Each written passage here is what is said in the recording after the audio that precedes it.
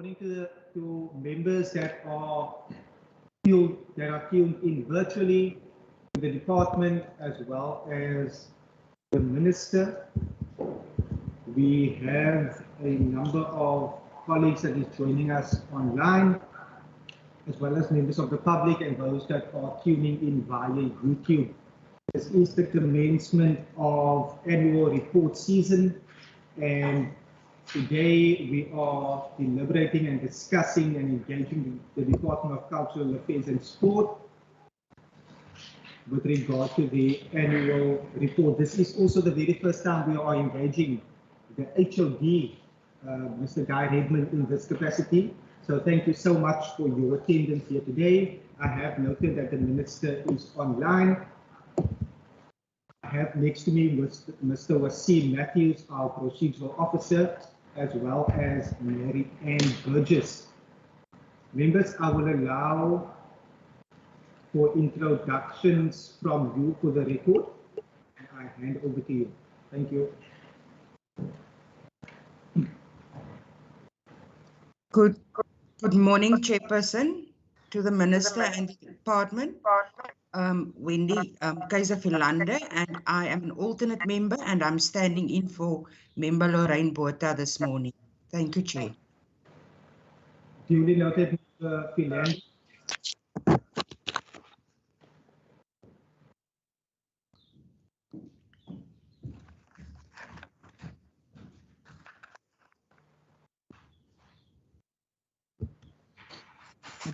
Bosman, you are online.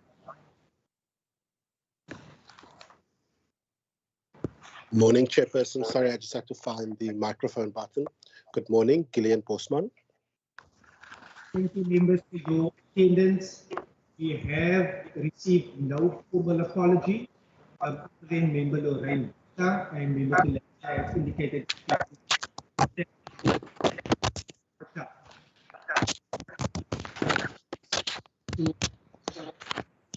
should be logging in the next couple of minutes. Members, as well as the department, it's been a grueling time for us as participants during the local government election. I'm delighted that it is behind us, and I trust that we will be able to start off our annual report season, as it is a vital component as we not only interrogate the department accountable, but we foster relationships in the spirit of working together, see how we are able to ensure that services are delivered, and ultimately we ensure that the Western Cape remains one of the prime destinations where many residents would want to come for holiday, want to come and live, and work, also to be safer for everyone. Now, from the HOD and this time for Chairperson. I note you, Minister. Member Philander, I see your hand is raised.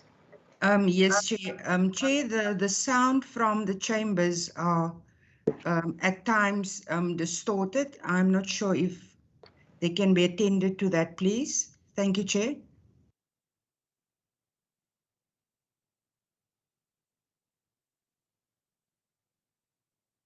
Member Philander, is that a little better now?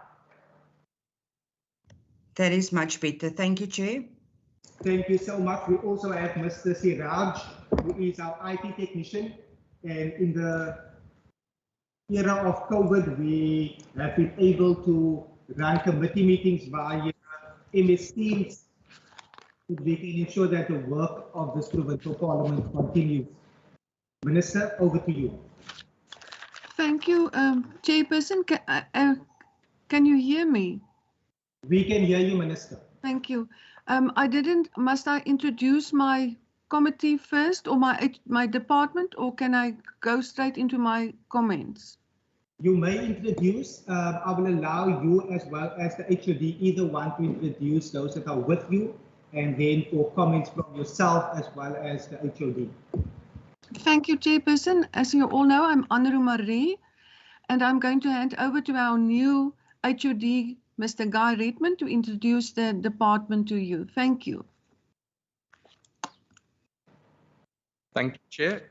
Good morning, members and Minister. I'm here with the EMT for Department of Cultural Affairs and Sport, as well as the chairpersons of the public entities. My name is Guy Redman. I'm the HOD of Department of Cultural Affairs and Sport. I'm just going to quickly ask the colleagues to just introduce themselves, starting with the CFO. Good morning, Chair, members and Minister. I'm Brenda Ratkus, Chief Financial Officer. Good morning, Chair, Minister and members. My name is Lyndon Bauer. I'm the Chief Director for Sport and Recreation. Good morning, Chair, Minister and members. Jackie Bull from the Youth and After School. Good morning, Chairperson and committee members and Minister. My name is Nomaza Dingayo. I'm the Director for Archives Services. Thank you. Good morning, Chair, Minister and members. My name is Cecilia Sani. I am the Director for Library Service. Thank you.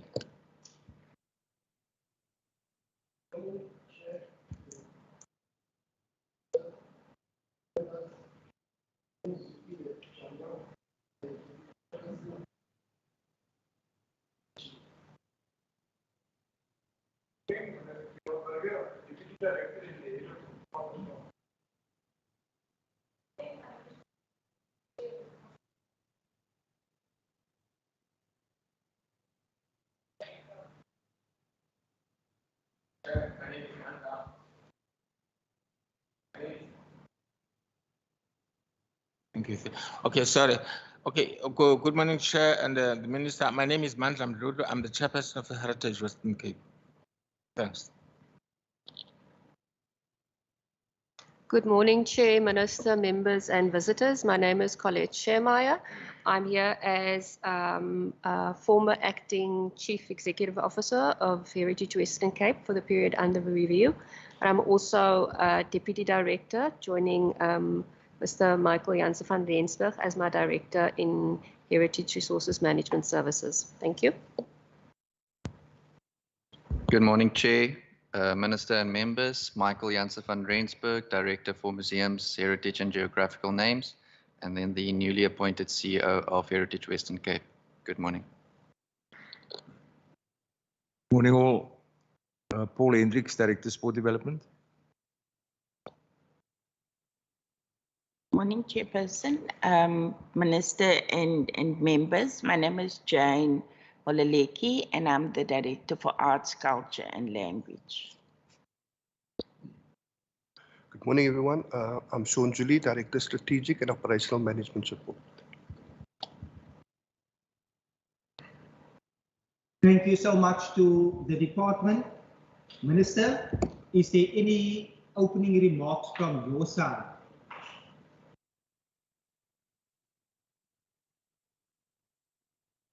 You are muted, Minister. Can you, am I there? You can hear me now? You are audible. Thank you. Thank you so much, Mr. Chairperson. Goeiemorgen, Molweni Nonke, and good morning to everyone. And thank you for allowing me to be virtual this morning. Today I present to you the annual reports of the Department of Culture Affairs and Sport and that of the public entities. Heritage Western Cape Language Committee, the Western Cape Culture Commission for the year 2020-21. The year under review was a very difficult one, and needless to say, the effects of the COVID-19 pandemic and subsequent lockdown regulations had significant social, economic and personal impacts on the sectors we serve. The restriction of gatherings due to lockdown regulations devastated the sport, arts and culture sectors, which led to the cancellation or postponement of planned events in the 2020-21 financial year. The annual report will indicate that the department achieved 66 of 89 program performance indicators and 16 of 30 conditional grant indicators through the combined effort of its service delivery partners. During the year under review, 3 adjusted budgets were passed in Parliament due to the impact of COVID-19 countrywide. The department started off with a budget of 886,216,000 rand, which was adjusted to 745,805,000 rand after the third adjusted estimates, resulting in a net decrease of 140,011,000 rand. The sport and library service conditional grants were decreased by 22,684,000 rand and 34,700,000 rand respectively during the first adjusted budget. From an adjusted budget of 745,805,000 rand, the department spent 735,454,000 rand, which translates to 98.6% budget spent. The department also achieved its 9th consecutive clean audit, unqualified with no other matters. Although the department's business came basically to a standstill, it was still involved with COVID-19 relief efforts, such as our mod coaches, which assisted with the nutrition program. There were online museum activities, and the staff continued the operations of the work required from heritage-related matters. The Department of Culture Affairs and Sport played a key role in a humanitarian workstream, which was led by the then HOD Brent Walters, which developed responses to the impacts of the virus on youth employment, after-school programs, food relief, well-being, and social cohesion. Despite the unprecedented challenges during the 2020-21 financial year, the department supported non-profit organizations, vulnerable artists, and sport and recreation entities, and developed a COVID-19 relief fund strategy to provide relief to the affected industries. And I have to say, I'm very proud of every official in the department. I thank you, Mr. Chairperson, and members of the committee, our entities, and the public, and all other officials. Thank you, Chairperson. Thank you, Minister Marais. Mr. HOD, right in. Thank you, Chairperson. Good morning, members again, and good morning, Chairperson. Minister has contextualized the unprecedented challenges that the department experienced together with the rest of the world in the year under review, so I will not go into those details. And given the significant disruptions in our sector, which basically ground to a halt during the hard lockdown, as well as levels 4 and 3, a significant number of our performance indicators in Q1 and Q2 were affected. In Q3, DPME permitted departments to adjust performance targets, but these adjustments could not be made to Q1 and 2 targets, but only Q3 and 4 targets. We then made adjustments to 5 of the 23 targets in Program 2. We made adjustments to 15 of the 27 targets in Program 3, and we made adjustments to 7 of the 30 targets in Program 4. We therefore have presented 2 sets of performance tables in the annual report under each program where the adjustments were made. The first table in each program, so looking at Program 1 to Program 2 to Program 4, includes reporting on only the adjusted targets based on the original APP and only looking at Q1 and Q2. That's the first table. The second table, which includes all the APP targets with the adjusted ones highlighted or shaded in gray, is the one that we are wanting the members to apply their minds to, because this is the one which creates or presents a complete picture of our performance, and you are able to, from that one, to see exactly what actually transpired, whereas the other one only compares our performance in Q1 and Q2 and based on the original APP. We have also tabled an erratum relating to page 199. In the printed version of the annual report, this table was the table on the utilization of consultants does not have the BE level of the consultants indicated. This got lost in the final versions of the printing of the annual report, and the erratum page then includes that information. Thank you, members, and we look forward to responding to any questions that you may have on our performance in the year under review. Thank you, Chair. Thank you, Mr. Guy Redmond, our HOD. Members, we are quorum in terms of the numbers needed for this committee to continue.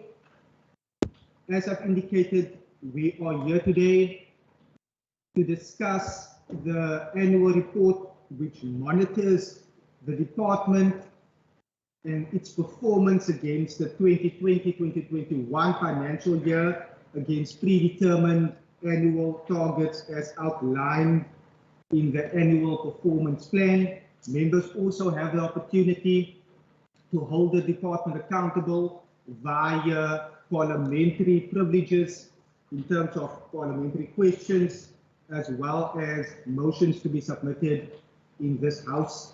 We will commence, and I will request that you indulge me that we commence with our entities before we directly go into the department. Members, you would be aware that Part D in terms of human resource management in the entities will be discussed in the main DCAS annual report. But in terms of the Part A and B, which will be dealt with here today, and then C will be dealt with in SCOPA later this afternoon, as well as Part E. Members, I am going to table the very first entity, and I trust that you can still hear my voice your side. And the first entity to be tabled here today would be the, and I don't want the chairpersons to be worried now, who's up first. It will be the Language Committee. So the Language Committee, and Minister, I do want to state for the record, and I trust that between our conversations as well as written communication, that we are sitting later this week in terms of the finalization of the nominations as received by the Committee for the Language Committee as well as the Cultural Commission. On that note, members, we are looking at the first entity, the Western Cape Language Committee. I trust that we have our annual reports either in hard copy or it is available online on the Western Cape Government's website. I see Member Bosman. Thank you, Chairperson. Chair, in terms of the annual report for the Western Cape Language Committee, one of the key emerging risks that are listed under the report is the shrinking fiscal environment, and the Minister has just outlined the amount of cuts that this department has taken throughout the various sort of budget processes. I wanted to find out whether there were any key innovations that has come out of the Language Committee, or whether the new work environment under COVID has led to any significant cost-saving measures in this entity. Thank you, Chairperson.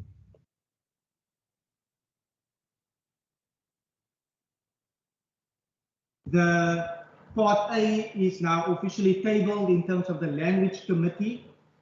Member Bosman had a first go, that is pages 4 to 11. But before we get into the question from Member Bosman, I would request if there's any comment from the chairperson.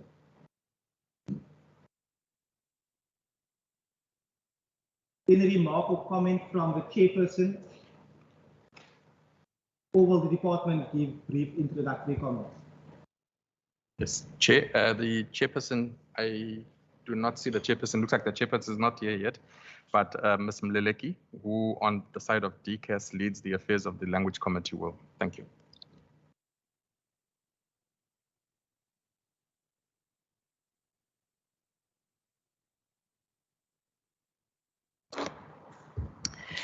Good morning, Chairperson. In terms of the Language Committee, for the year under review, the Language Committee had 3 performance targets, of which they've met the performance targets.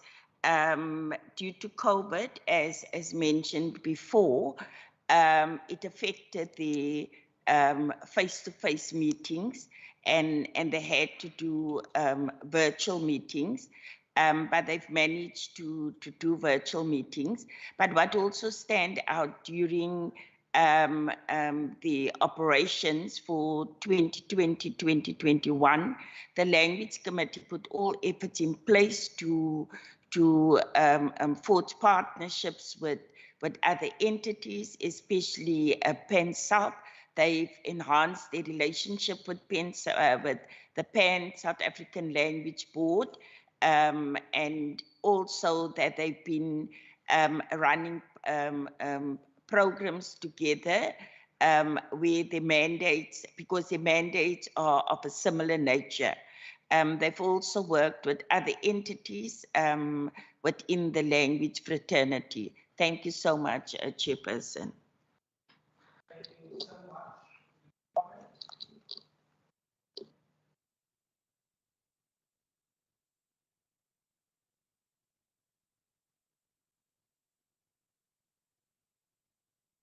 The information, as I've been indicated, it's in our hard copies that were received as well as online.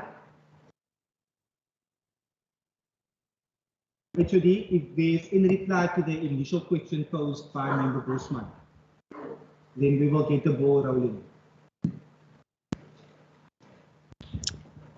Thank you, Chair, and thank you, Member, for the question. So the cost-saving measures within the Western Cape Language Committee was mainly related to reductions in catering and traveling expenses, which under normal circumstances we would pay when they attend physical meetings, but because of the fact that they had to pivot to the virtual sort of platform, those were basically the the savings that we derived during the year under review. Thank you, Chair.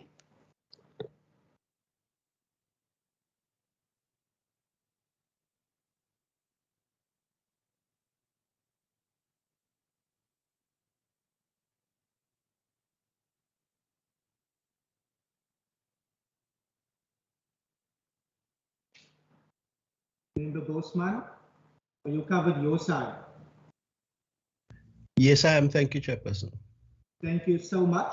Members, we do have opportunities to pose questions during this particular engagement, as well as parliamentary questions should any question that you have still be posed. Should you still require any further questions. On that note, I further welcome the Honourable Member Peter Maree. Thank you so much for your attendance here today. As other members join online, we will also then formally welcome them so that the department as well as other members are aware of the presence here today. Members, on that note, if there's no questions further or clarity seeking questions in terms of the Language Committee, Member Philander. Thank you very much, Chair. Chair, in terms of sub-program 2.5, which refers to language services, there were 3 projects that are addressing the legislative mandate to promote multilingualism that were planned, and 5 were implemented. Chairperson, similarly, 380 language support services were planned to be provided in the 3 official languages in the Western Cape and in sign language as well. Chairperson, 492 support services were then provided. Can the department or the committee please provide reasons or yes, why these targets were exceeded, and does the pandemic indeed play a role in such? Thank you, Chair.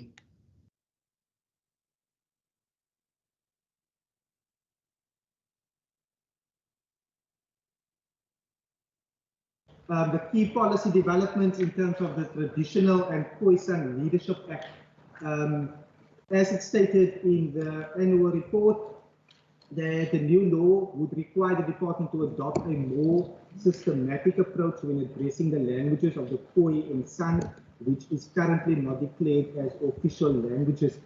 Is the department at this stage able to provide any clarity on how that process has been unfolding and the engagement that has been taking place in that regard, but also if that reach is across the entire Khoi San and how those entities are identified basically?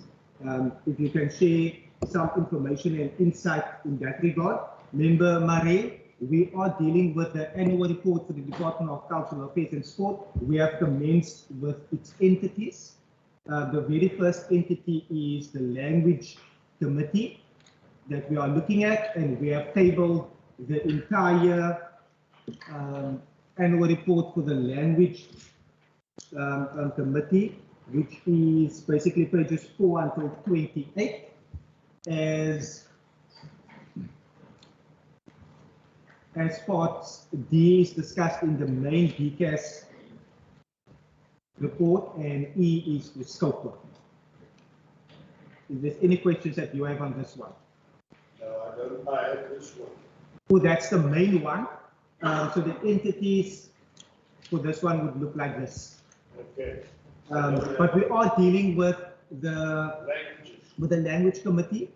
So we are looking broadly in terms of the APPs against what is currently provided to us and in front of us in terms of the annual report. Is there any broad question that you even have at this stage before you may go, sir?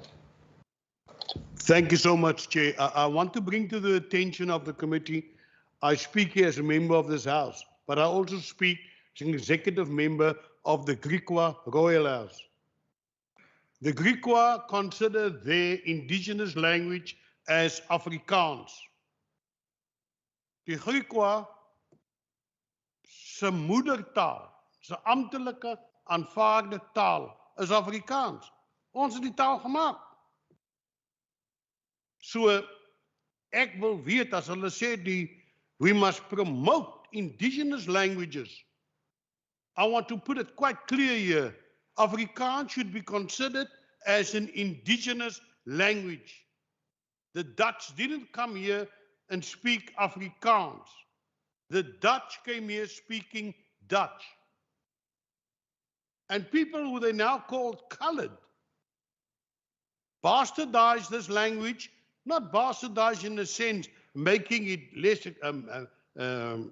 shall I say, acceptable, but they gave it their own dialect, and it was used to be called kitchen Afrikaans, kombuis Afrikaans. En naderhand de kan van Riebeek vir Kretoua gebruik, want sy het kombuis Afrikaans gepraat en die Hollanders kon verstaan wat sy sê. En dis hoekom sy tolk geraak het. En die Afrikaner het hierdie taal uitgebou akademies tot wat hy vandag is. So wanneer jy praat van indigenous languages includes Afrikaans. That's an indigenous language which should receive the same recognition as English or Xhosa or Zulu, as any other language considered to be indigenous. And if we are to promote indigenous languages, you cannot tell people who speak Afrikaans they must learn Xhosa in schools, whereas blacks can refuse to learn Afrikaans in schools. Then there's no equality. And I want to know what they are going to do to make sure that when Blade and Zamandi again come and change policies with regard to languages, that this council will object and not keep silent and let AfriForum fight the case. I'd like to know, what have this commission done to oppose the national minister when it comes to the use of Afrikaans at universities or at schools, when our own constitution says we must promote indigenous languages and also all three languages, Afrikaans, English, and Xhosa. That's what I would like to know today. Thank you so much, Member Marie. Should the minister want to reply to the particular comments and questions from Member Marais, Minister, you'll be more than welcome to do so. We are going to try to stick to what is in the annual report. However, we won't stifle debate and engagement. So thank you so much, Member Marais. Member Philander posed a question. I had one, and it is any member of the department or the HOD that will reply.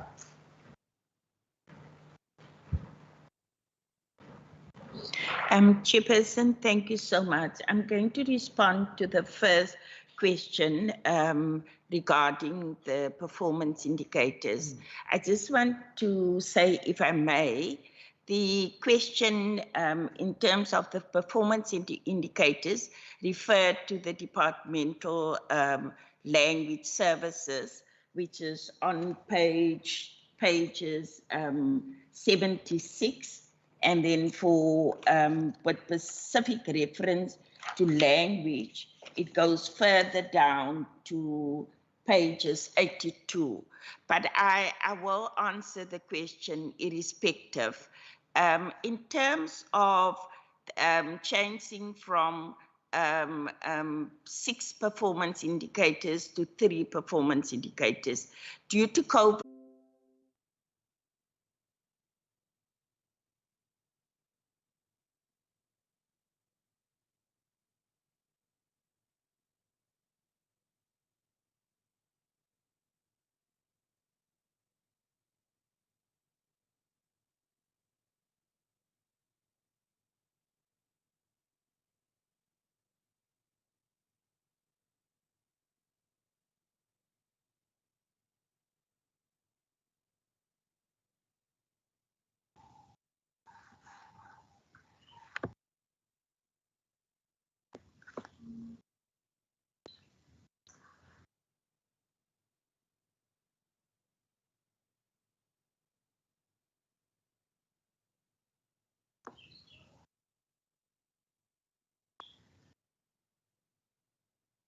Chairperson.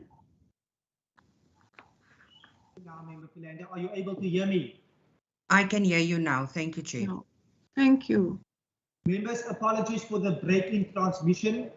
Our IT technician is attending to the network, but we will commence, and I will request that the department just kickstart that off again. Thank you.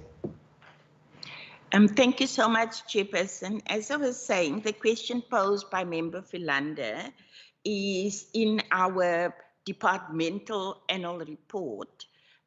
It is on page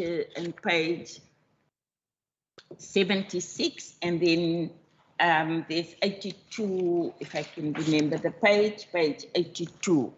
It refers to the department having 3 as a performance indicator for language, and then perform actually had 6 achieved.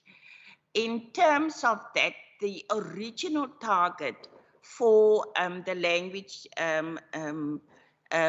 services unit was 6, and because of COVID and the impact thereof, and we were not sure whether how long it will take and whether we will be able to achieve all our targets.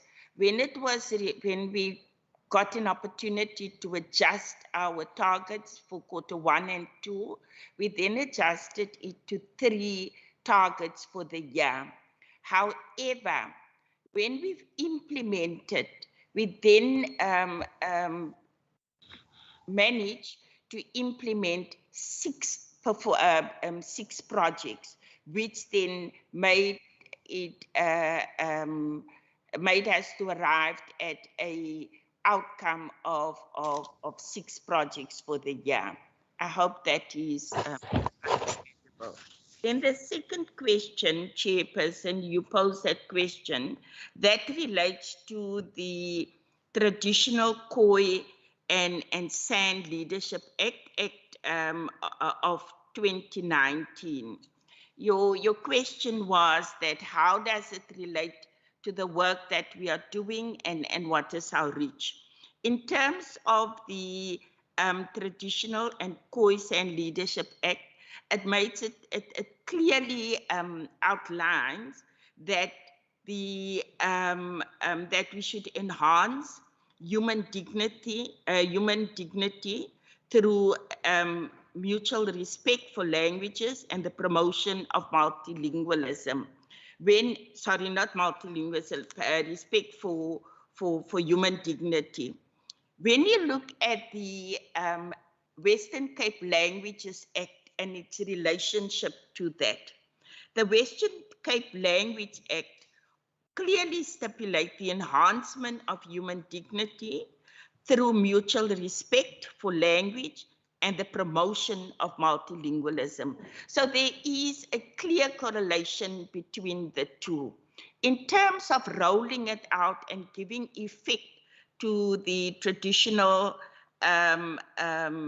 Khoi and San Leadership Act, we are focusing on the promotion and development of indigenous languages, and we work very closely with the University of the Western Cape, which has introduced a certificate program for Kuhu Kuwap training. So, and in order to do that, we then reaches out with our input and also with the efforts that the University of the Western Cape is employing. The third question is a question for Member Marais. The question is around whether we give attention to Afrikaans. Now, I just want to commence by saying, within the Western Cape Languages Act, the Act clearly specified that we need to promote the 3 official languages of the Western Cape, which is Afrikaans, English, and Xhosa. If we look at this year's annual report of the Western Cape Language Committee, the Western Cape Language Committee, unlike other years, has started with Afrikaans, the part of the language, the annual report. The first section of it is in Afrikaans, where we've tried to demonstrate that Afrikaans has equal status to English and to Xhosa within the Western Cape. So I just want to reiterate that we are giving all the 3 languages equal status. And also if we look at, because Member Philander referred to the translations that we mentioned within the departmental report. If you look at the translations, we are translating in all 3 official languages so that the citizen of the Western Cape have access to information in their mother tongue. And the same when there is any functions or engagements, we then provide interpreting services in all 3 languages, again, so that the citizens of the Western Cape can engage in their mother tongue. I hope I've answered the 3 questions.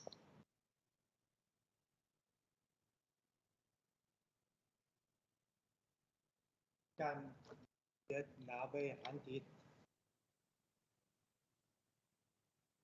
I will indulge, but let us stick to what is in the APP. Okay, let me hear. I would like to know if the language committee treat Afrikaans gelyk. Het jy opgelet, niemand het Afrikaans gepraat tot dusver nie? En het jy opgelet dat hierdie verslag is sleg in Engels? Is hierdie verslag beskikbaar in Afrikaans? As ons praat van gelyke status, hoekom is dit in Afrikaans nie? En hoekom praat almal hierso Engels? En hoekom is daar nie 'n tolk wat kan praat, wat kan tolk van Engels na Afrikaans of Xhosa to nie.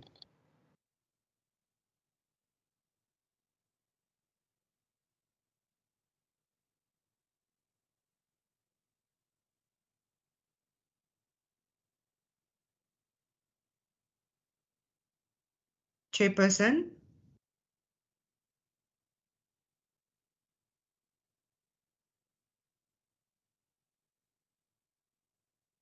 Chair.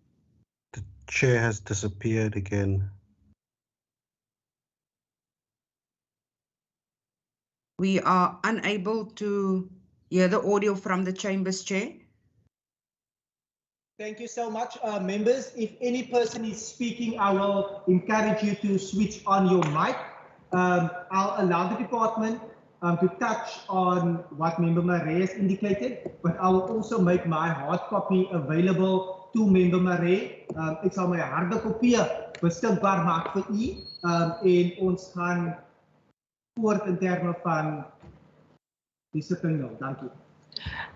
Baie dankie voorsitter. Net om te sê dat eerstens as ek kan verwys na die jaarverslag wat net in Engels geskryf is. Ons jaarverslag is in 3 tale. Dit begin die eerste gedeelte wat 'n duplikaat is van die Engels gedeelte van die jaarverslag is in Afrikaans. So dit is in die 3 amptelike tale. In terme van die behouing en die ontwikkeling van Afrikaans en die komitee se verantwoordelikheid en se mandaat aangaande dit. Die wet wat die taalwet spreek dit duidelik uit dat die komitee se mandaat en sy mandaat is om die 3 algehele die 3 amptelike tale in die Weskaap te behou, te bevorder en te ontwikkel. En dus vir die termyn wat die komitee in bestaan is dit hulle fokus om dit te behaal. Baie dankie.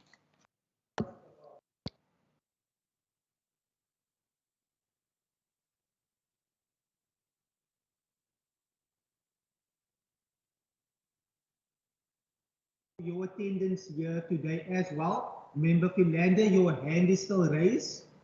Yes, thank you very much, Chair. Voorsitter, ek wil hom net die volgende sê. Honorable Marais is out of order. He's not speaking on my behalf. I have a choice in which language I want to address this committee this morning. And he must perhaps also raise the very same question to his colleagues in National Assembly that also speaks English. So it's my choice, Chairperson, in which language I want to address this committee. Thank you, Chair.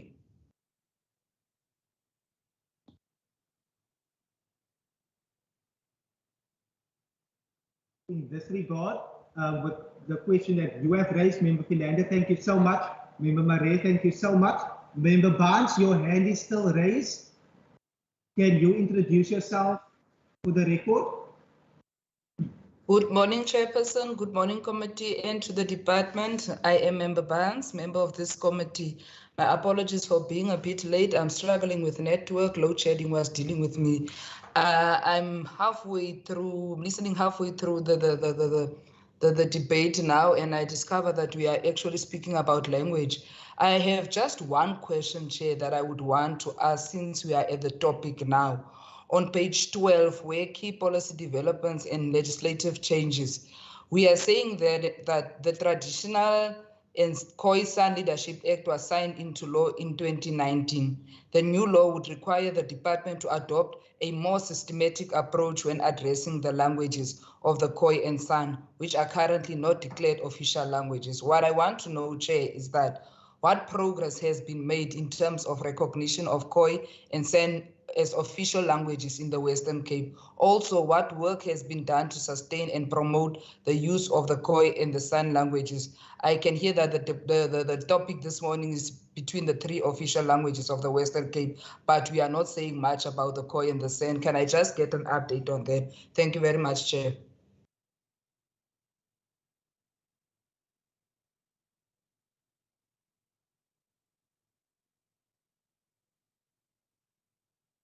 answer in that regard. But before I allow the department to answer, members, is there any other question?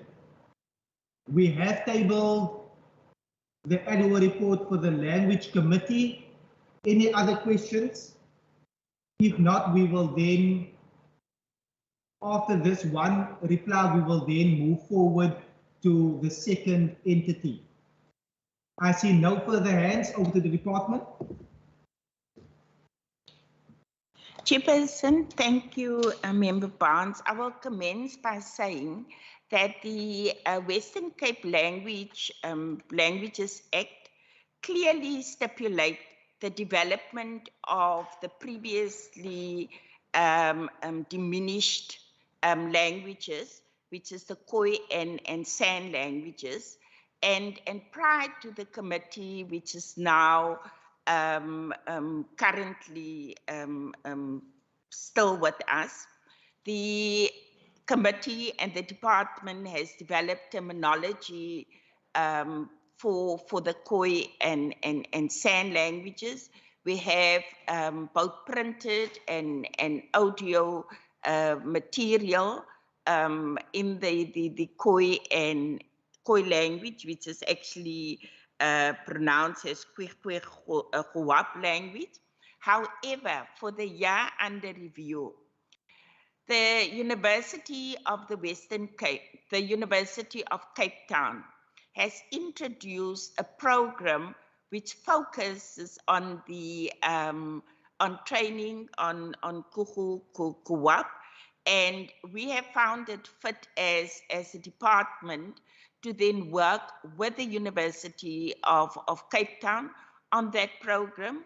We support them both financially, we support them both in terms of giving guidance and strategic guidance and direction for that program. And we are a full partner on that program.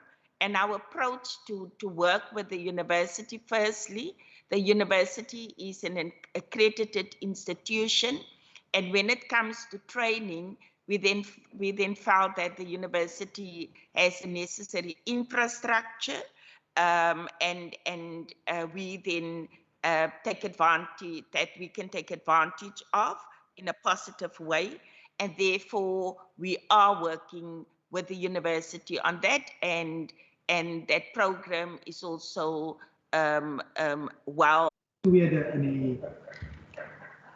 in the annual. Members, we are back. To those that are tuned in via YouTube, thank you so much for being here. We have experienced intermittent internet connectivity, but we will duly commence. We have concluded our deliberations and engagement in terms of the language committee. Thank you so much. If there is any closing remarks from the HOD in terms of the language committee, or are you covered, sir? Thank you so much, members. We will now commence to move over to the Western Cape Cultural Commission, the Wes-Kaapse Kultuurkommissie. As you will note in terms of the annual report, Part A pages 4 to 11, B is 12 till 23, C is 24 till 38, and then D, human resources, would be covered in the main cultural affairs and sport annual report, and then Part E will be covered in SCOPA this afternoon. I have noted the chairperson here. Is there any comments from you at this time? Yes, good morning. Thank you, Chair. I will be very brief, as you said. Just to say that I think the challenges that have been met by the Commission are the same as like other entities. The COVID-19 pandemic and the lockdown, which really affected the operations of the Commission in terms of the meetings and also the operations at the cultural facilities.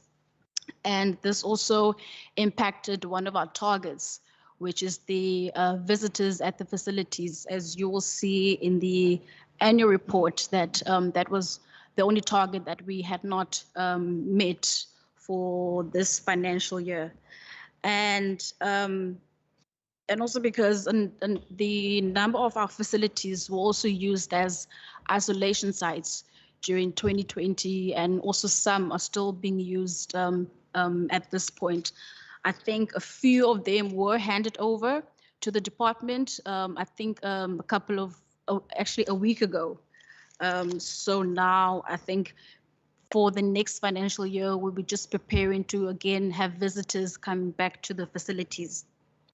And then, Chair, just on a positive note, we are committed to the Western Cape's government strategic goals in terms of job creation. So you will see on page 19, 52 interns were employed at the different facilities through the EPWP program. Thank you, Chair. Thank you so much to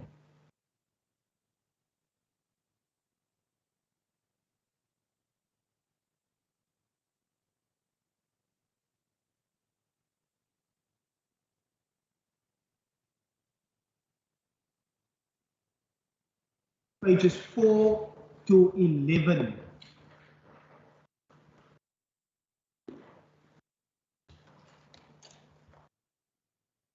Pages 4 to 11. In terms of cultural facilities, I would just like to ascertain, I know it's been where a number of NGOs and NPOs and neighborhood watchers, for example, would make application to make use of the cultural commission sites, even here in Cape Town, in the Western Cape. Are we making it easier for them in order to actually make use of the facilities under tough circumstances where there is already no money in certain communities and they would want to make use of these facilities? One of the things is that, do we have a specific person, for example, in the department that is also able to guide and assist these NGOs and neighborhood watchers, senior clubs, for example, that want to make use of it, but are often hamstrung by they don't know what to do, how to do it, etc. Are you able to speak to that one? I know the chairperson made comment in her remarks in terms of the report, where it was stated the underutilization of its cultural facilities. So moving forward, hopefully by next year we would be in the clear in terms of COVID. So your comment and feedback in that regard will be appreciated. I then see Member Barnes and Member Marais in that order. Member Barnes. Thank you, Chairperson. I think I'm going to take off where you left on page 6. I also understand that there has been an underutilization of cultural facilities. I would just like to know if there's any updates on any marketing plans that have been made to address this challenge. That's my first question. My second question will be on the Accounting Authority overview, which is on page 5. General financial review of the public entity. What is the number of cultural facilities that were used as quarantine sites, and whether there was any fees received for rental or maintenance? My last question, Chair, will be on page 9, Traditional and Khoi and San Leadership Act 2019. Make provision for the recognition of Khoi and San leadership. What I want to know is that what was the Commission's advice to the MEC regarding the bill, and what work has been done to fulfill this objective in the province? Thank you very much, Chair. Baie dankie, voorsitter. My vraag is eintlik die volgende. As ons wil die kultuur van die Weskaap uitbou, moet ons eers vra wat is die dominante kultuur hierso wat ons wil uitbou. Daar is 'n dominante kultuur in KwaZulu-Natal. Ons weet wat is die dominante kultuur. Ons weet wat is die dominante kultuur in die Oos-Kaap. Dis isiXhosa. En in Natal is dit Zulu. Wat is die dominante kultuur hier in die Weskaap en wat word gedoen om dit uit te bou? Die Ion groep in Athlone. Dit was die plek waar bruin mense hulle kultuur kon uitlewe. Of dit nou ballet is, en of dit opera sang was, en wat het ook al was, dit was die kultuursentrum vir baie jare. Chair, on a point of order, Chair. Nou, dit is nie nou parlement, dit is 'n committee. On a point of order, Chair.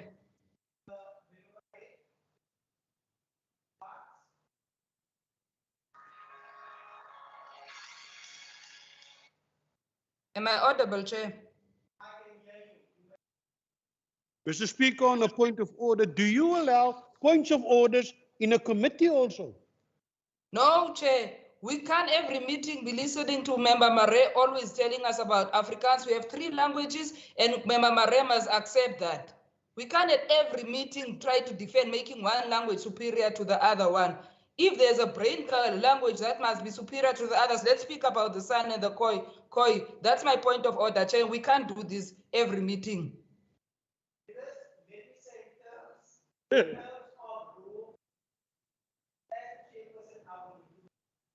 Mm. What I'm going to do is we are going to see what is in front of us. We have an annual report that is monitored against the annual performance plan. We are here to engage. We are not wanting to stifle debate, but we are wanting to see how we can move forward. So in terms of the way forward, I will then suggest that we stick to what is in front of us and we ask specific questions in terms of the annual report. And if there is any political statements, I will request that members keep that for the House. I trust that that is in order, Member Murray. Speaker, can I address you? Yes. Hierdie is net een voorsitter wat my kan stop. Nie member Barnes nie. Dis nie haar plig nie. Ek weet sy wil graag voorsitter raak, maar sy moet haar kans afwag. Hier het ons 'n situasie wat ons nou die kultuuraspekte wil bevorder. My vraag is, die kultuur van Guma Guma dans, die kultuur van ons het ons stringbands Kersfees, ons het ons klopse, ons het ons Ion-groepe. Ek vra 'n vraag wat relevant is. Dit hoef nie hier in te staan om relevant te wees nie. Want dit is On a point of order, Chair. On a point of order, Chair. As u vir mevrou Baans gaan toelaat, gaan ek haar elke keer interrupt as sy praat. Members, Member Murray, can you take a seat for me? Member Murray, you are quite right. You stated there is only one chairperson here. As far as I know, I'm still the chairperson of this committee. What I will then say, the ruling now, is that in order to maintain the order of this meeting, I am going to allow the department to touch on the question that you have asked, if they shall wish to do, but I will also recommend that that question be posed in a formal sitting, so that we are able to properly debate and vent our opinions in that regard.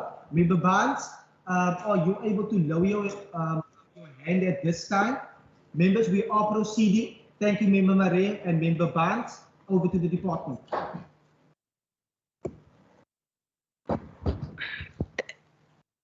Thank you, Chairperson. The first question the Chairperson posed, and that relates to the fact that we have these facilities to be accessible to communities that would not be able to use facilities of the standard of our 7 facilities. We are trying our best to draw communities to utilize it. And just to say that in terms of groups that from our communities that is not in a position to afford our rate that we charge for the facilities, which is a very affordable rate, but it might be unaffordable for some. The minister has, during the year under review, waived a number of those fees for groups that cannot afford. So there is a system in place, Chairperson, where we will then ask the Minister to consider, and if my memory serves me well, Minister has not declined any application that has come under her attention to use the facility or to not use the facility as a result of unaffordability. So that's a question number one. Question number two is what Member Barnes asked. Member Barnes wanted to know how many facilities were isolation and quarantine sites. Member Barnes, there were 5 facilities that was identified as isolation and quarantine sites. And those facilities were Melkbos Opisia, Melkbos Cultural Facility. It was Koekenaap in the West Coast. It was Groot Drakenstein in Franshoek. And then it was also Oki Juster in Stellenbosch. So those were the facilities. In terms of whether we recoup the cost from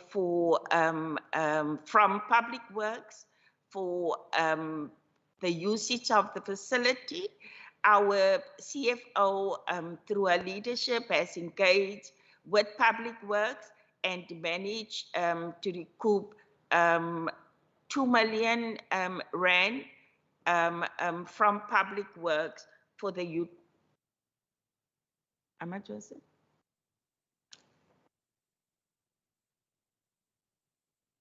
Okay, you will say.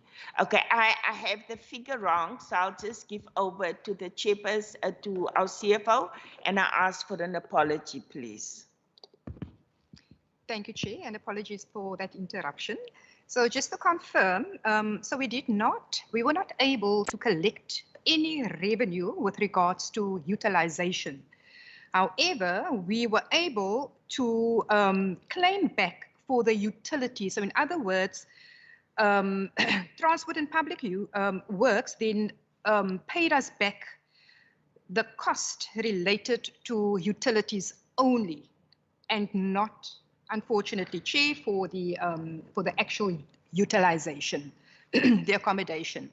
However, during our adjusted estimates process, we were able to transfer 1,088,000 to the cultural facilities to ensure the sustainability beyond COVID-19. Thank you, Chair. Thank you, CFO, and thank you, Chair, for allowing me to do that. Then the other question that Member Barnes asked, what are we doing in terms of addressing the under-collection of the facilities? Currently, Chairperson, we in engagement with Cape Nature, which is also a public entity of this province. And what we are doing with Cape Nature is to look at what their business model was in terms of revamping the facilities and therefore increase the income stream. We in engagement with Cape Nature, and we have visited both the Cape Nature sites, our sites with Cape Nature, and we will then develop a managed partnership agreement with Cape Nature, and that is for Cape Nature to avail their resources to the Western Cape Cultural Commission in order to assist and to provide technical support and infrastructure for us to address to the under collection of our 7 facilities.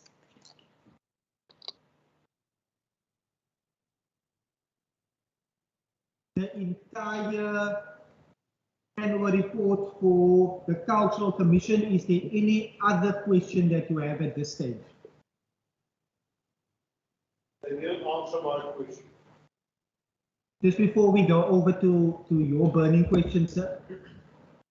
Members, if there's no further questions, then I will allow the department to provide feedback to Member Mare, and then if there's any closing remarks from the chairperson or the HOD in terms of Cultural Commission.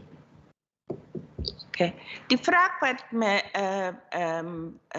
lid Marie gevra het is dat wat doen ons in terme van die promosie en ontwikkeling van die dominante kultuur in ons gemeenskap. Net om te sê dat die Weskaap Kultuurkommissie se wet duidelik spreek uit naar 'n multikulturele, dat ons 'n multikulturele gemeenskap is en dus meer dat ons al die kulture op dieselfde vlak sal ontwikkel en behou en ook laat voortbestaan.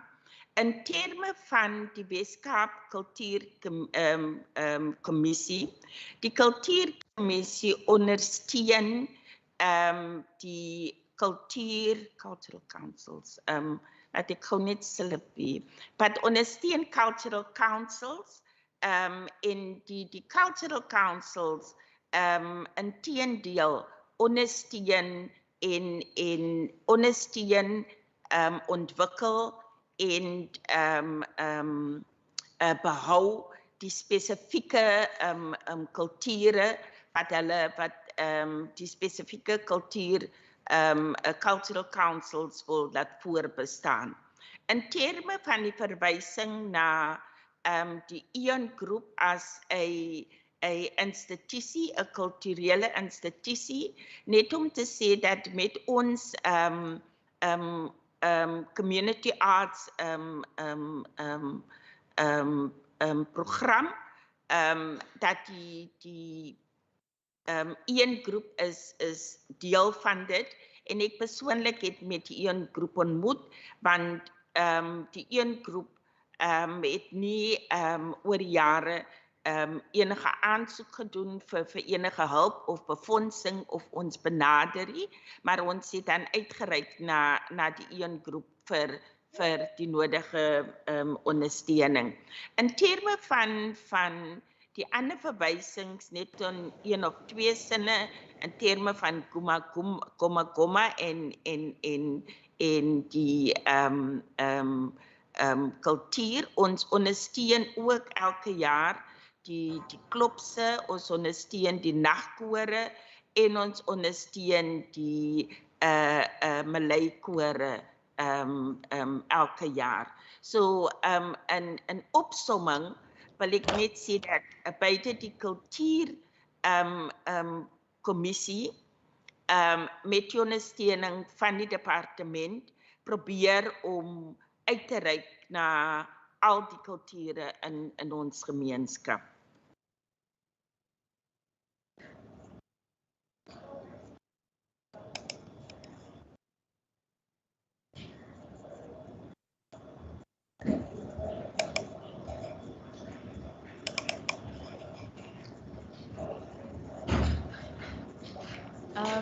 Chair, just to thank you and to thank the Standing Committee also for this opportunity. Thank you.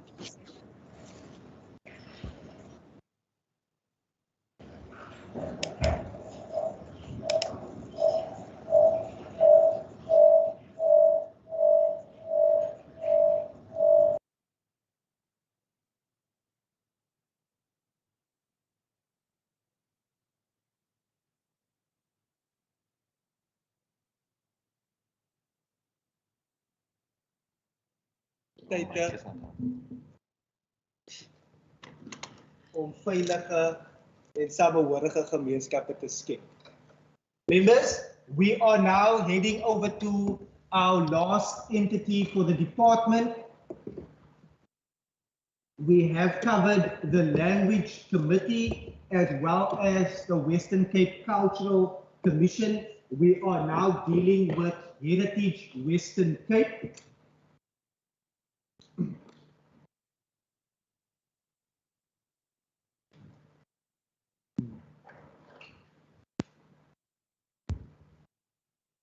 Colleagues and the department, we should be back online. Is it only me?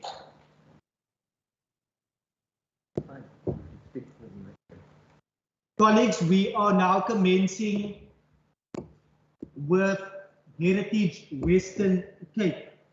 Is there any comment from the chairperson at this stage, Heritage Western Cape, or the department wish to make any brief comment? Chairperson. Okay, thanks, Chair, and thank the members. As we must probably aware, we haven't been immune from some problems which were faced because of COVID, as far as Heritage Western Cape is concerned. In the sense that we couldn't actually attend certain visits because there were certain conditions which were very strict as far as that matter is concerned. Of course, we had certain people who are the members of the committee were resigned because of their personal reasons. But all in all, as I've said that in my forward, everything seems to have gone correctly. We have actually amended the problem we faced because of those resignation, but we actually proceed and everything seemed to be going very well up to the current time. That's all, Mr. Chair, that I can say as far as Heritage Western Cape is concerned. Actually, my name is Mandla Mdludlu. Maybe those who didn't actually pick up my name. Thanks.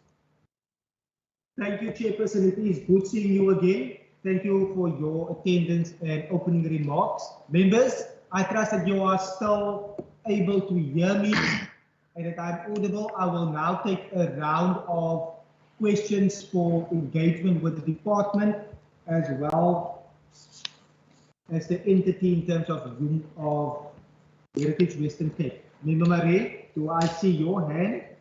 Yes, sir, you see it. I hope Ms. Barnes also see it. Even though election season is over, now, we will continue to press ahead. That's Member Marie, I see you, and then I see Member Barnes. I knew in it. that order. I can see Member Murray. Thank you. Heritage is a very serious issue. Ek praat Engels nie omdat ek nie Afrikaans lief is nie, maar omdat ek wil hê almal moet my verstaan en selfs die wat nie hier is nie. Heritage is where you come from.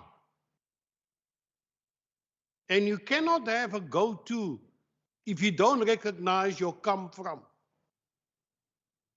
And I want to say, I know where I come from, and so does many other cultural groups know where they come from. And they want that respected. Whether it's a bad come from or a good come from, let it be remembered by our children. Long after we're not here anymore, we cannot destroy any person's heritage. And I want the Heritage Council to please step forward and be seen to oppose any attempts to destroy the heritage of any cultural group in South Africa, whether he's white, whether he's colored, whether he's black. You must respect those people's heritage, irrespective of what political views they may have. And I want to make an appeal, it's not a question, I want to make an appeal to the Heritage Council to step forward and to protect the heritage of all cultural ethnic groups in the Western Cape and not allow dominant cultures to destroy the cultures of minorities. That is something that's most disturbing. That's all I would like to say. It goes with street renaming, it goes with the destruction of statues, it goes with the renaming of townships. I think this is what Nelson Mandela said. Beware of the tyranny of the majority. And I want this council to step forward and be heard on that issue. Thank you. Thank you so much, Member Maree. Member Barnes. Dankie voorsitter voor die aangeleentheid. Ek dink my paar vragies gaan by die voorwoord wees op bladsy 8. Under the title forward, second paragraph, last sentence. This is evident in the number of cases before the tribunals and courts that increasingly being determined in favor of Heritage Western Cape. What I want to know, Chair, is that what are the details of the cases before courts and before tribunals, and what are the updates on each, including the sources of dispute? Second to that, Chair, what is the view of Heritage Council on heritage sites that are taken over by developers, and what is the number of applications for development of such sites that have been received and approved? My second question, still on the forward, Chair, would be on paragraph 3, second sentence that states, Council is of the view that more staff is needed in order to execute. Now, what I want to know is, has that been raised with the MEC, and what is the view of the MEC on this? Second to that, also, Chair, what is the number of staff members that has resigned as a result of this?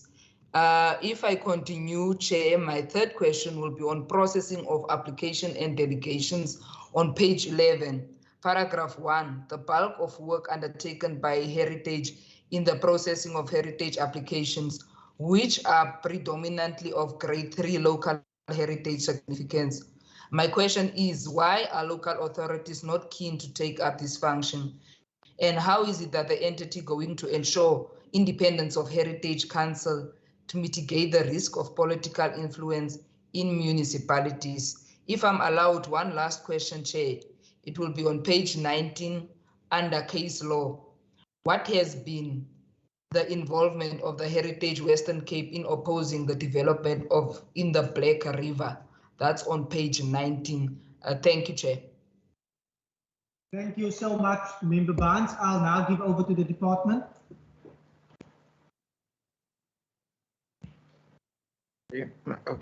Okay. In fact, I happen to hear the three questions actually. First of all, actually, let me start the one which was actually clear to me. The view of Heritage Western Cape as far as the development of certain sites by developers. I think this is actually a sensitive matter. Any organization would be reluctant to support the destruction of its cultural centers for developmental purposes.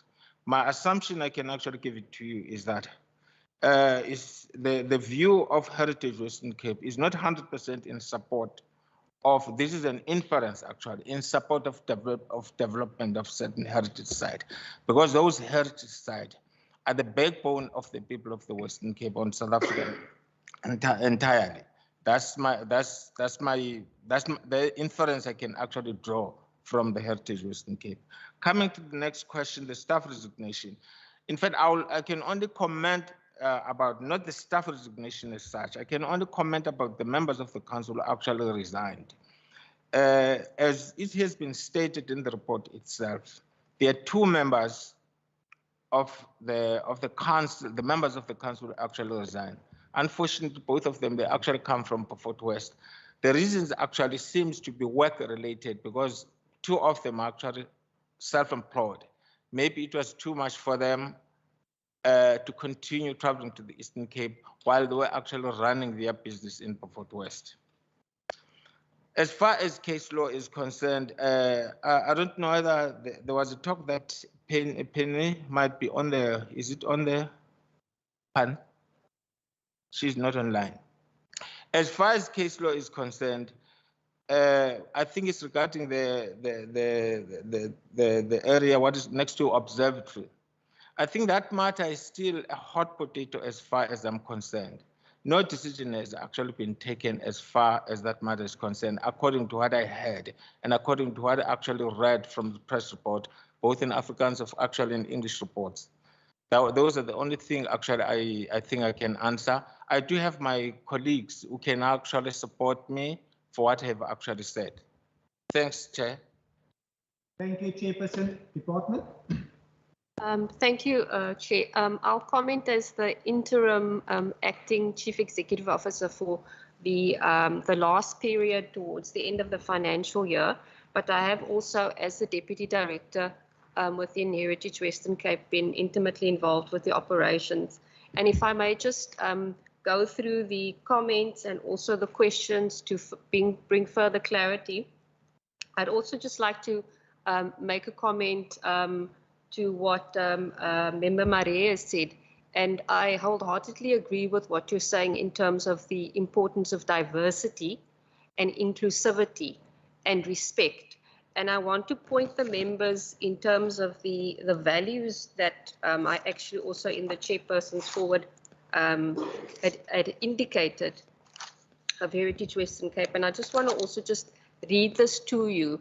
The values that HWC in its strategic planning and looking at the importance of heritage, because the preamble of the National Heritage Resources Act talks about the identification and integrated management of heritage resources for future generations. So that's essentially where we're going to. That's the spirit of the legislation.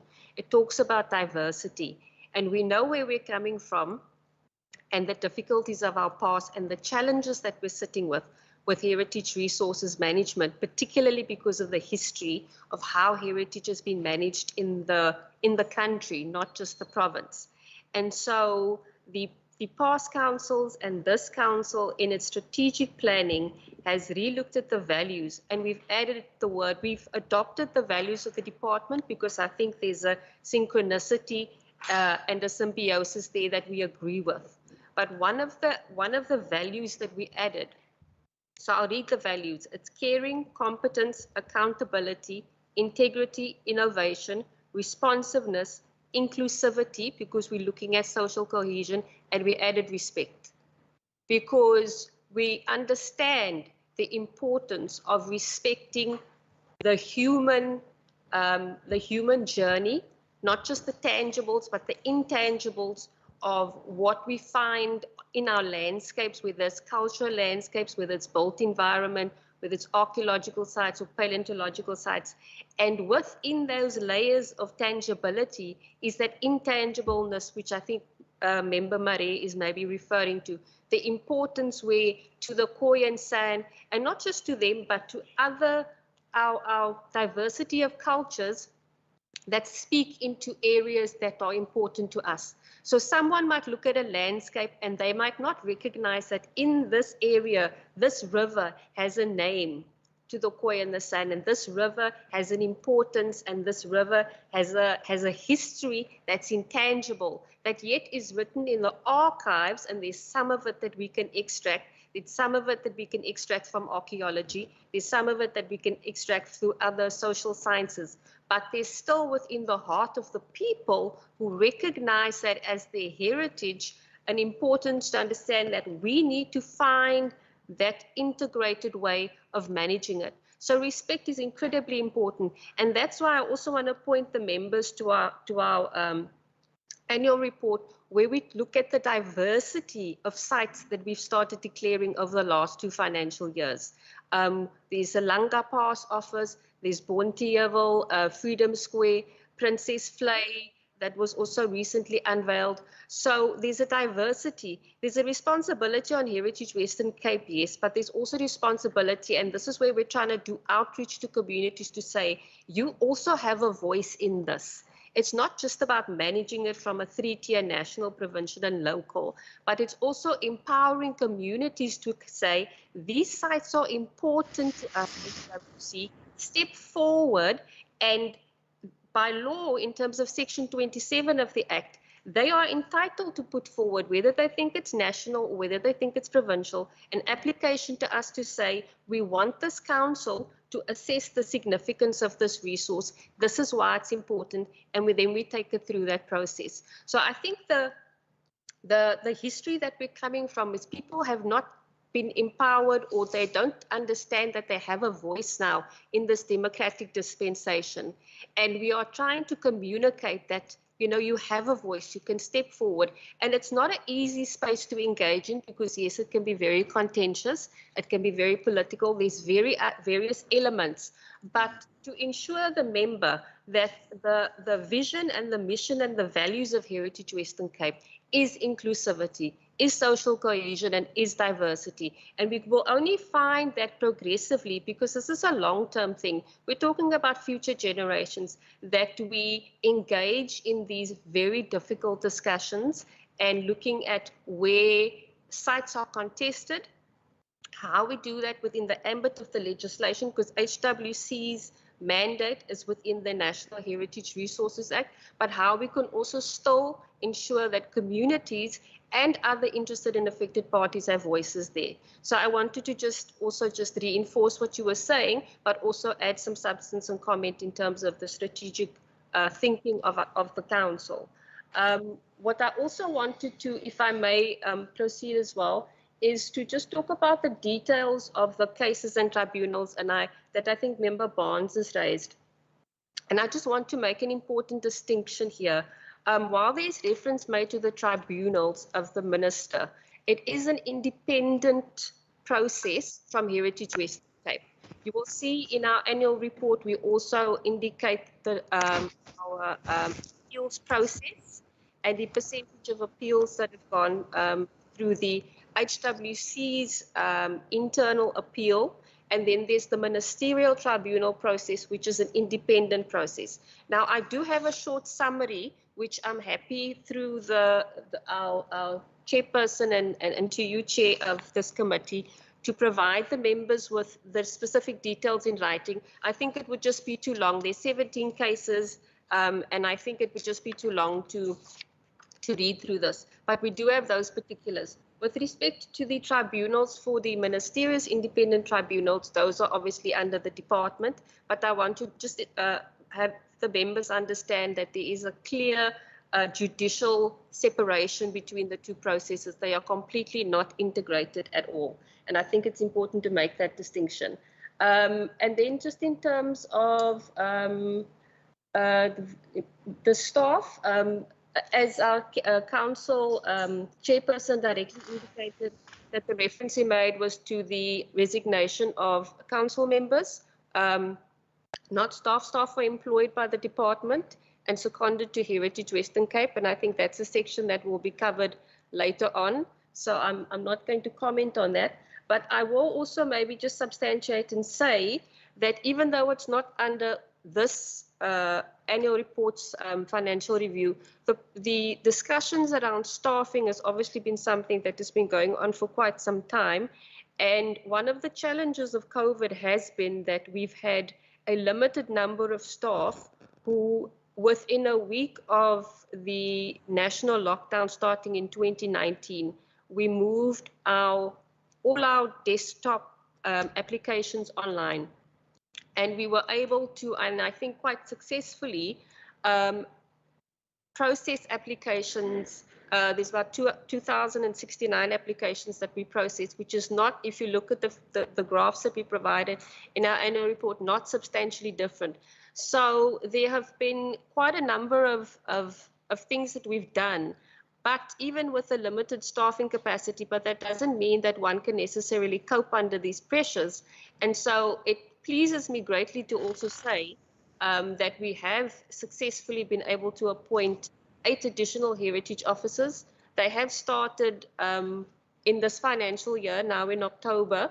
So we've got more staff coming in. We've got an OSD town planner post that was filled. So in this current financial year, we are successfully putting staff in place. There was obviously a pause on that because of COVID, etc., etc. So the appointment processes took a bit longer than had been anticipated, but those are things that are not covered in this annual report. But maybe just to give Member Barnes some comfort that that capacity that we've been talking about for a long time has finally come. We're obviously aware that the staff training that's needed, the staff obviously need to integrate themselves and understand the processes. So we've got various training sessions and strategic planning sessions set up in December, And we've started also our own in-house practical training for the staff in terms of induction, etc. So I think that is going on quite well.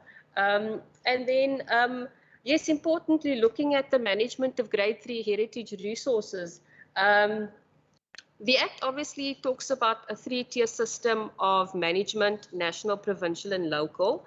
Local being of grade 3 significance. Now, I always want to stress the point that just because it's grade 3 doesn't mean it's less significant in the sense of it being important to communities, etc. It just means that there's more diversity or more numbers of the types of resources and examples of the types of resources, but they're still important to local communities. And those are the resources that, in terms of the intentions of the writers of that and how we're supposed to be managing this, is supposed to be taken on by local municipalities. Now, just as an example, it has taken a very long time even to get PRAs on a level of managing heritage resources. And I think the Western Cape has successfully, through the support of the department, been able to really build up strong capacity in terms of managing heritage resources very successfully, if comparatively you look across the country. And then obviously there's been the engagements with the local municipalities. First of all, I think it was important that the PRA finds its feet in the sense of understanding its own responsibilities and mandate, and then discussing with the local municipalities. And there have been discussions with the local municipalities. And I just want to say, I don't necessarily think it's a sense of not being keen, but I think there are some fundamental challenges and questions where they ask about it's an unfunded mandate and they look at their own capacity. But there are municipalities who do have the capacity and who do have the resources and who do have the will. And I think with some of them, we are quite close to getting to that point of actually saying, let's maybe stop looking at the finer detail of the legal print and try to make it perfect, and let's just go for it and hand it over, and we will work out the difficulties, let's say, as we go. So there's definitely, I think, really positive progress that has been made in the last few months. We do meet, for instance, with the City of Cape Town on a quarterly basis. We have very good relationships with the environmental and heritage branch staff.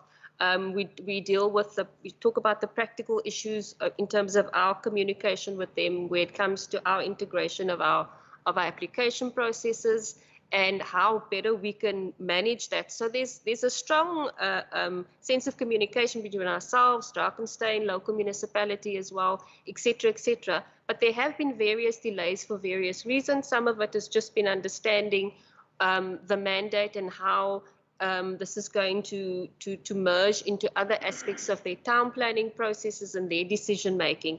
So I think we are very, very close. And I'm not going to sort of predictive and say it's going to happen within this financial year, but we are really pushing to have that handover. With that said, it is also a good thing that we now have additional staff. But in the long run, I think we want to ensure that local municipalities take on those responsibilities. So I think I'm going to rest there, Chair. If I've missed anything, please forgive me. I'm happy to also step back and for our chairperson to come in again with further responses. Thank you, sir. Thank you so much for your minutes. Is there any further questions on Heritage Western Cape? Mr. Speaker, I would just like to thank the department if they had a hand in having a statue at the castle of Doman. I don't know whether you had any hand in it, or whether it was national. I think it was high time. The statue of Shaka was there, and I wondered when my forebears will be also there. But now I see Doman is standing next to Shaka, and I wanted to say thank you if you had any hand in it.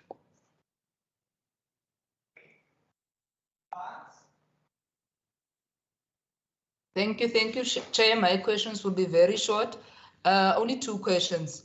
I see on page 26 the budget of heritage has been reduced with 550,000. What I want to know, Chair, is what impact did it carry, and was the entity able to do its work with this reduction? My last question is on page 27, the first bullet, the exemption of certain areas or types of development from the need to obtain heritage authorization.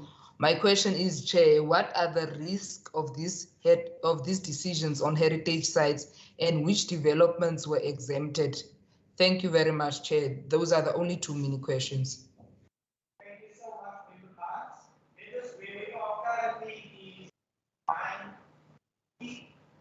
We will then allow the department to answer the two follow-up questions from Member Barnes.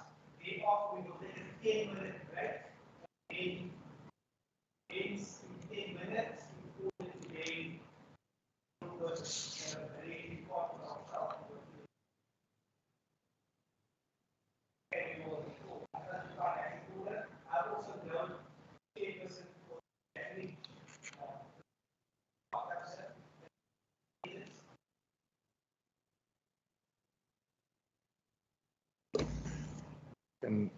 Okay, Michael. Thank you very much, Chair. I can just answer or respond to the two questions. The first on budget. The transfer payment, which was reduced to just over 500,000 Rand, does not equate the full budget for the entity for the year, but equates only to the amount transferred by the department to the entity. The entity was able to still generate revenue through the collection of fees through applications, permit applications, for example, to Heritage Western Cape. And so given that we went online from the 1st of April during COVID, the amount of applications processed remained pretty much steady, just over 2,000 applications for the financial year, which allowed the entity to raise the necessary revenue to fit its budget, which is in the area of about 2 million for the year. Then with regards to the second question on page 27, with regards to the exemptions, the National Heritage Resources Act allows for such exemptions or areas to be exempted. But I hear the concern raised in the question. Just to provide some comfort that these would be areas after a thorough investigation has been conducted that will then be declared with no heritage or little heritage significance. This will allow Heritage Western Cape and its council to declare such areas as being exempted from the Act, and therefore development in those areas can go ahead unhindered. But it will go through the necessary checks and balances, and the committee will look at it very carefully.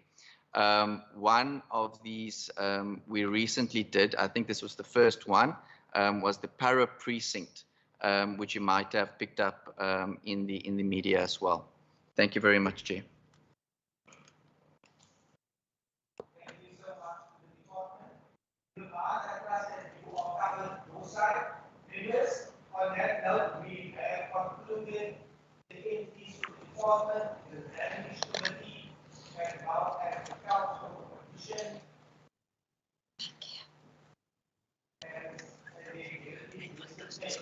I would want to afford Chairperson for the Language Committee. So we have already dealt with the entity, but is there anything from your side that you would want to say at this time? It would not be fair to just not allow you to say anything, sir. Chairperson, thank you very much, and thank you for your indulgence. Nothing much, just to underline that we are in transition, still waiting for the committee of the legislature to make a selection of the new cohort of members and for the minister to make the appointment. Generously, the members of the committee, existing or outgoing, have agreed to continue serving until such time those appointments are made. So at least there is stability and continuity, which is quite important during this time of COVID-19 and the restrictions. And we hope to hand over the baton in a more organized way. It just shows the collegiality of members in working together and also the support of the department. And I want it to also come from myself that we are very grateful for the support provided by the department, particularly during the time when we were transitioning into becoming an accounting authority, something which we're still grappling with. And we hope that in the interactions between the committee and the legislature, you will also be of support to ensure that the scope and content of being an accounting authority is fulfilled optimally. Thank you very much. Members, on that note, it is now 9:43. We will commence at 9. We will commence at 10 to allow for refreshments as well as for a short leg break. So at 10, we will commence and we will directly kick off in terms of the annual report for the Department of Cultural Affairs and Sport. Thank you so much to the chairpersons that are here. For the entities, your presence here is highly appreciated, and we look forward to engaging you more as we lead.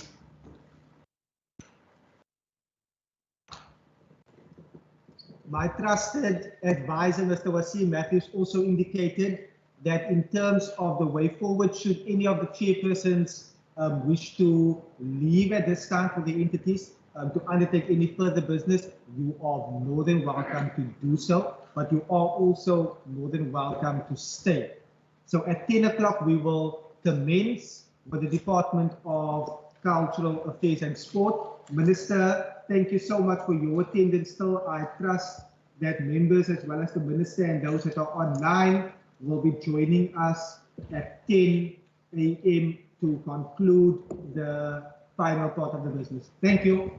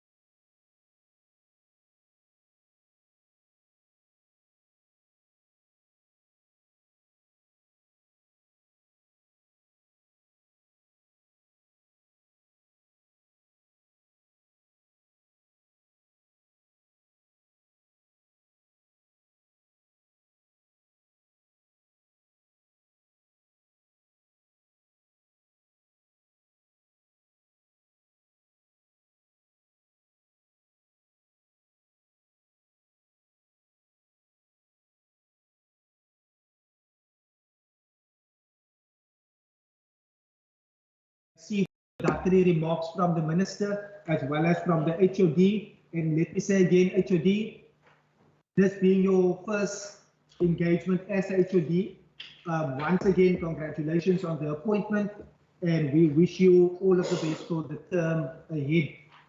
Members, we are dealing with the annual report. We have pages number 9 to 16 as part of, in terms of part A. Do I see any members having a question on part A? Pages 9 to 16.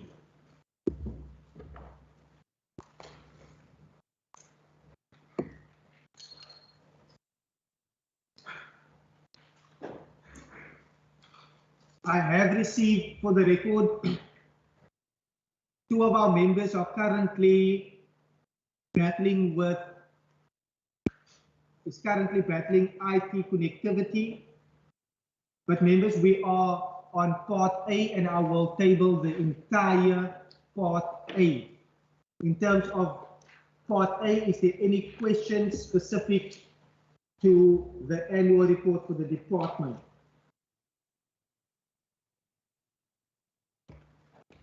If I can commence, if we are looking at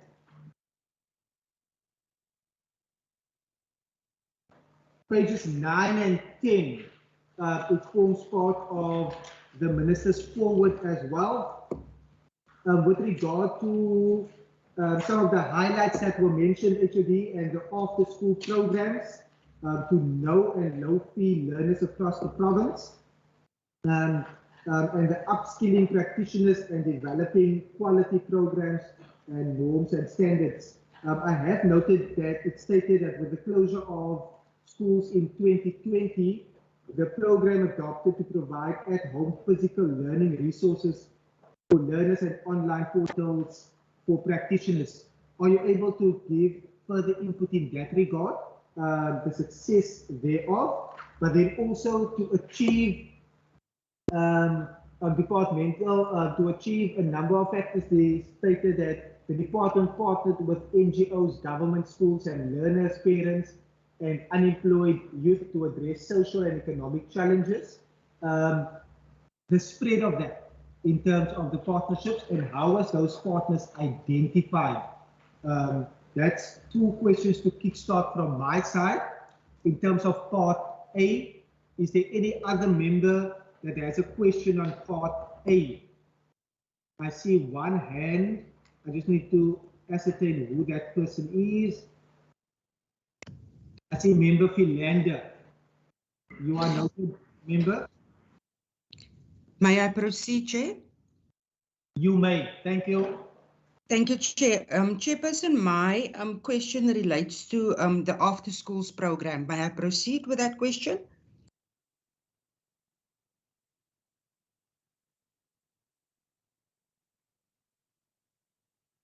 Chairperson, my question is which schools were targeted for the after school program, and how did this program impact on the national closure of schools, especially in 2020? How did that impact? And then, Chairperson, does the department supplement, for example, with Provincial DSD through its own partnerships with the Year Beyond and other programs subsequent to that? Thank you, Chair.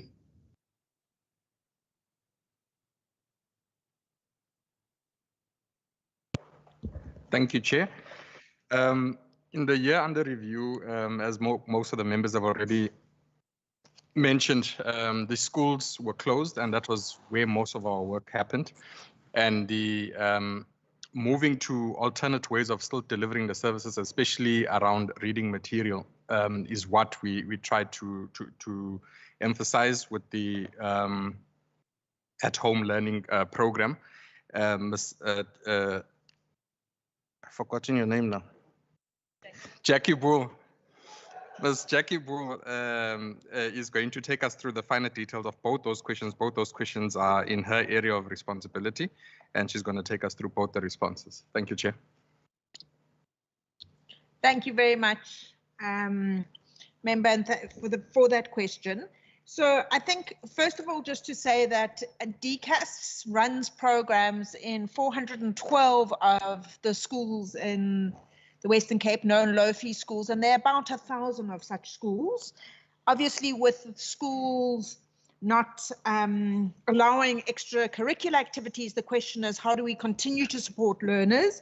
And that happened in 3 different ways. The first is we collaborated with a number of organizations, Laureus Foundation, the Learning Trust, ourselves, DCAS, and Assetege, to develop a at-home learning resource for the whole family to keep fit, have fun, and continue learning.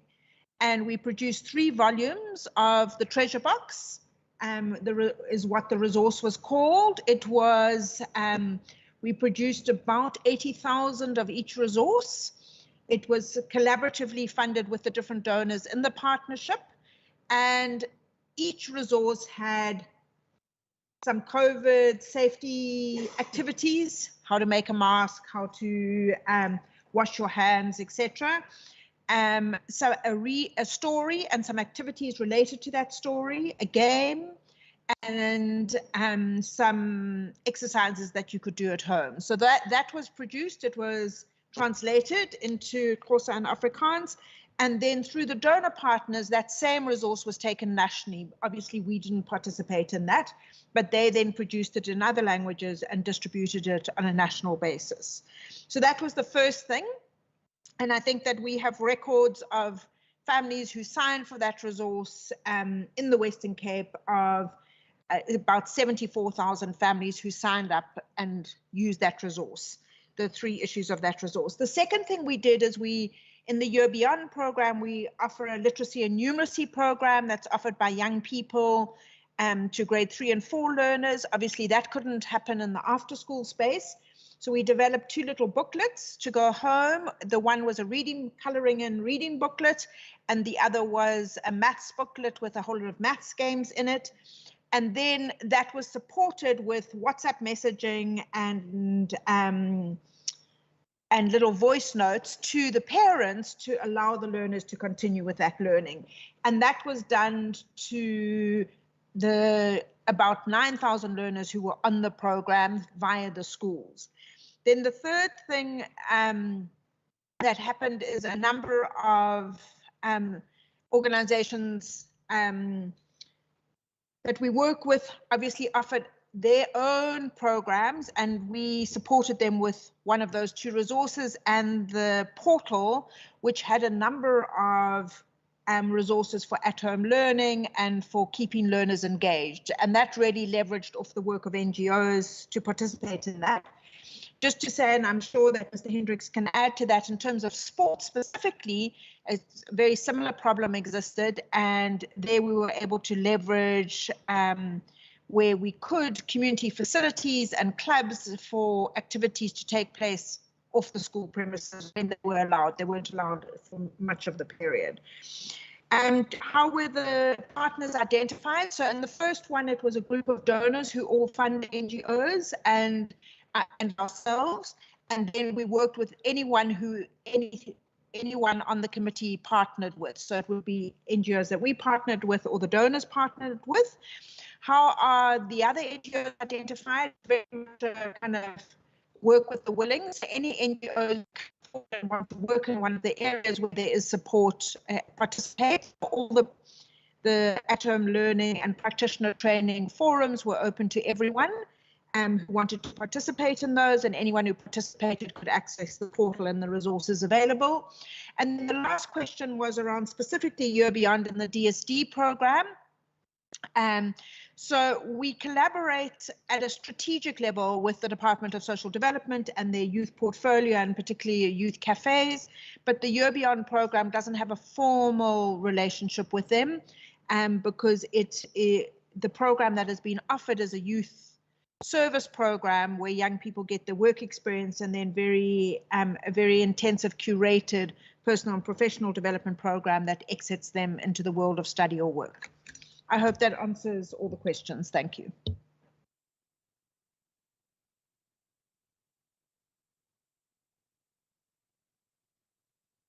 Apart from apologizing from forgetting Jackie's name, nothing else, Chair.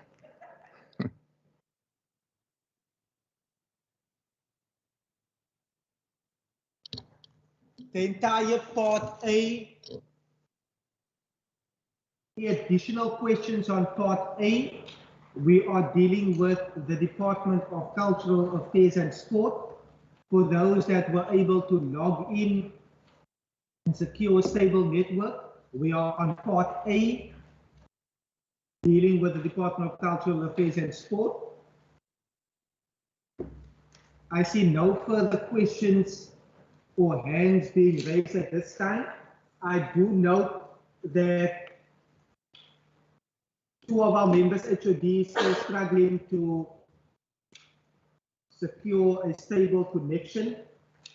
But members, I'm going to move over to Part B.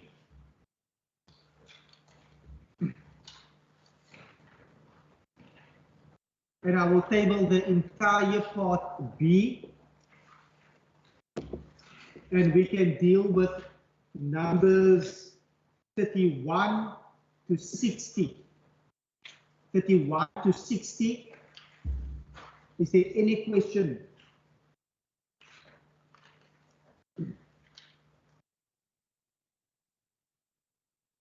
If I can make a brief comment at this time, I do know that the committee worked in terms of the museum's ordinance bill, and on 34, I am delighted to note that in terms of province-aided museums, which will be audited by professional accredited auditors other than the Auditor General from 2021-2022 onwards, and that will hugely assist the financial burden that is placed on these museums. Members, I see Member Barnes. Thank you, Chair. My first question will be on page 33, the Minister's Independent Tribunal, second last paragraph. During the period under review, it states, what I want to know, what are the details of the appeals and the rulings on all the appeals? Who are the members on the tribunals? There's no indication on that paragraph of it. My second question is on page 34, Chair. Arts and culture, second paragraph. The COVID-19 restrictions had devastating impact on the creative industries and all services along value chain in the arts and culture ecosystem, including tourism and hospitality. What I want to know, Chair, is has the department undertaken any impact assessment to determine the magnitude of the impact of the industry and come up with recommendations or forms needed in moving forward? My second question, Chair, would be what is the number of jobs that have been lost during in the industry during the pandemic? Now, Chair, I'm on page 34. On page 34, Chair, under Museums and Heritage Resources Management and Geographical Name Services, the museums, heritage, and geographical name sectors plays a vital role in building social inclusion, promoting cultural tourism, and contributing local economy. What I want to know here, Chair, is whether the MEC would be willing to support to rename the Athlone Stadium after anti-apartheid struggle Ashley Krill, and what processes need to be followed in this regard. My last question for now, Chair, again on page 34, will be Museum Heritage Resources Management, Geographical Name Services. The last sentence that states, according to province museums will be audited professional accredited auditors other than the Auditor General from 2021 to 2022 onwards. What I want to know, Chair, we have seen in the past how auditing firms have been influenced to give clients favorable outcomes for clients. What measures will be put in place to avoid this in the province? Which firms have been appointed and what is the total expenditure on this? I will park for now, Chair. Thank you. Thank you so much, Member Barnes. If I can just add another one, it should be in terms of the appointment and the elected of adjudicators for allocation to applicants. Are you able to shed some further light in that regard? how are those people elected or nominated to serve as adjudicators for any funding that is provided from the department side. Once we get to the adjudicator side, I thought let me just get that one in before I miss it. Department, over to the department. Thank you very much, Chair. Member Barnes' question relating to the appeals, Colette will take that one. The arts and culture.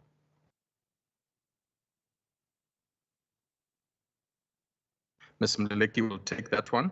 Just to say, a thorough assessment was done by the South African Cultural Observatory, which included the impact in the Western Cape.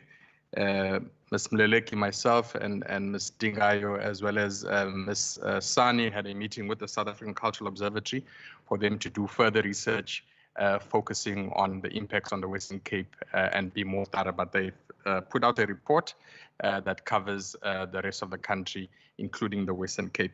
But Ms. Mleleki may provide any further details on job losses, etc. On the museums, Mr. Van Rensburg will cover all the questions relating to that. And I think, and then Ms. Mleleki will cover the one on appointment of adjudicators for our cultural funding program. Thank you, Chair. Colette. Thank you, HOD, and thank you for the question. Just with regards to the details of the members of the tribunals, which is not listed, and the details of the tribunal proceedings themselves, if I may, through you, Chair, with HOD's indulgence, also maybe request that we provide this in writing. I'm asking this because Michael Peterson is obviously the legal advisor to the minister, and those tribunals, as I had indicated, under the entity are separate processes and independent from HWC. But also with my current position as DD in terms of heritage resources management, while I'm not directly involved with those tribunal processes, I do have a sense of how the processes work, but with regards to those specifics. And I think perhaps also because of the details of the tribunals and the outcomes themselves, it would be best to summarize them in writing to the committee. And then we can follow up in that way, if that's acceptable.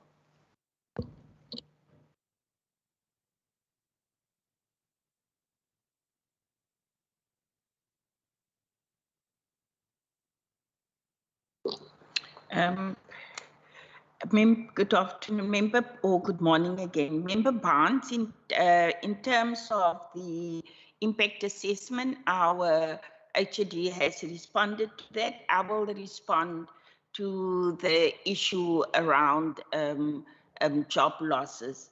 Just to say, in the creative economy or creative sector, if you may say it like that, creatives are dependent, or their jobs is dependent on the amount of performance opportunities that they do get. And that's how they receive the income. With COVID, we know from level 5 right through gatherings were not permitted, and therefore they were directly impacted by that. And what the result is they couldn't perform, which then led to them not having a job and not having an income. Maybe at this point, I need to say that the department then decided that, and it was not only for the performing arts, it was right across the value chain. It was filming, it was your galleries, it was your visual artists, and all of it they felt the pinch of COVID-19. But what the department did, although the question relates to job losses, our response to that was, how are we going to ensure that there is at least some measure of relief for the creative for the creatives. And what the department then did, the department then put a relief fund to the fore, to the value of 3.6 million. In addition to that, the department has also looked at museums, because museums also fall within your value chain of the arts, for the curators and etc. And for that, a amount of 1.3 million was put aside. What we've also done is that we know that the festivals was cancelled, those that perform in restaurants, etc., etc.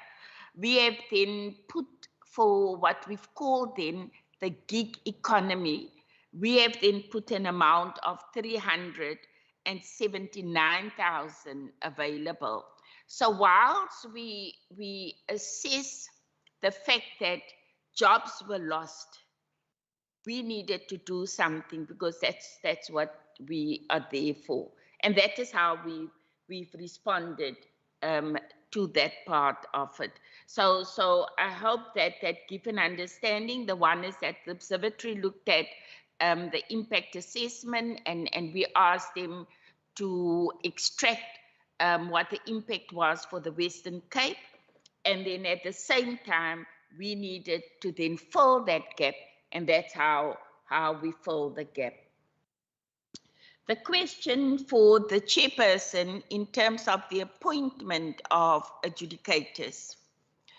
You know that the arts sector is always a contested area, and because that you find yourself, even as we know persons in the Western Cape, so you want to be neutral as possible, you want to be fair, and you want to ensure that there's equity. So those are the principles for the arts funding. But we also want to make sure that we manage that fund appropriately. So what we do is that we appoint independent adjudicators. So we've looked at the industry, and then we call on persons from the industry that has not necessarily applied for funding, so that you don't cause that biasness within the approach.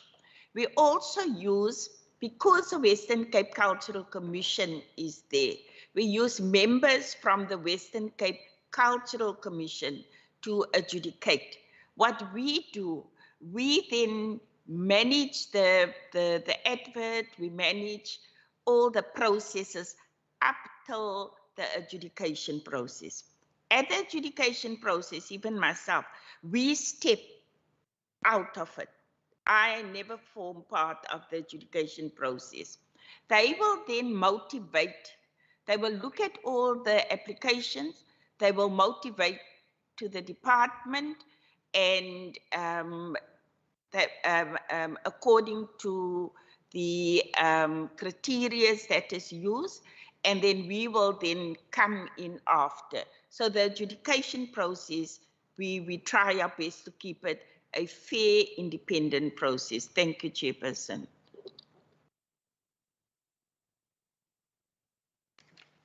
Thank you very much, Chair. I think I'll start with the first question on geographical names. I think the question related to the renaming of a stadium. I want to say that the geographical names, that's governed through the South African Geographical Names Councils Act. The Act specifies that the South African Geographical Names Council is responsible for the naming and renaming of all geographical features. On the provincial level, the Act empowers the Minister of the Department of Cultural Affairs and Sport to appoint an advisory provincial committee known as the Western Cape Provincial Geographical Names Committee to advise the Minister on any name change applications that comes to this committee. If the committee recommends such a name change, then the provincial minister would make the recommendation to the national body, which in turn would consider it and then make a further recommendation to the National Minister of Sports, Arts and Culture should a name be changed. But I think it's important just to highlight the jurisdiction of the SAGNC as well as the Provincial Geographical Names Committee with specific to which names fall within their jurisdiction. These names that fall under the SAGNC relates to towns, suburbs, and any form of human settlement, post offices, railway station, highways, and government dams, as well as natural landforms like mountains, hills, rivers, streams, bays, etc. But also what's important is to take note the type of names that does not fall within the ambit of the South African Geographical Names Committee and its provincial bodies. These are juristic names like the name of the country or names of provinces, features under the control of local authorities like street names, municipal buildings, squares, parks and cemeteries, and then privately owned buildings and farms.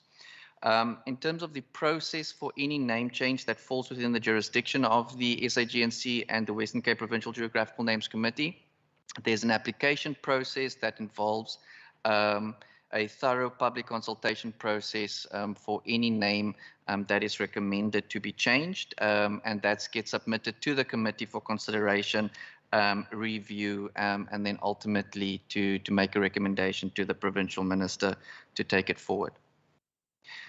With regards to the question relating to museums and the Museums Ordinance Amendment Act, the new Western Cape Museums Ordinance Amendment Act was signed into law and came into effect as of the 1st of April 2021.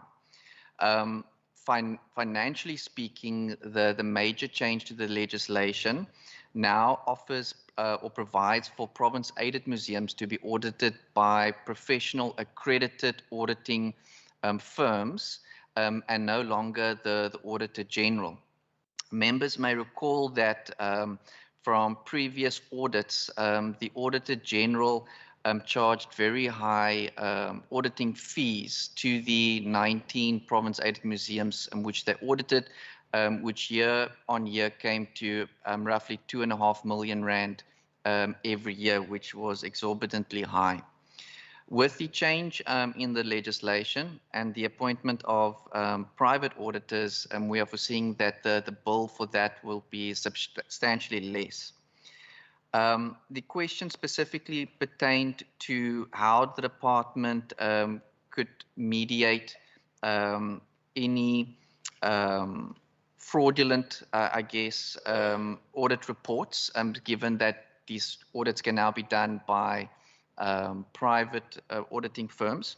And so to that, I'll respond firstly to say that the Act does require that all auditing firms appointed must be accredited. Second, from the department side, we are working with the province-aided museums to look at potentially appointing regional auditors. So dividing the 19 museums into regions, we hoping to appoint one auditor per region, which will allow us to monitor it more effectively. Secondly, the department will also scrutinize the reports provided by the various auditors, as we have a keen interest in these province-aided museums because we provide them with an annual subsidy. And we will monitor those reports very closely to ensure that everything is above board. Thank you very much.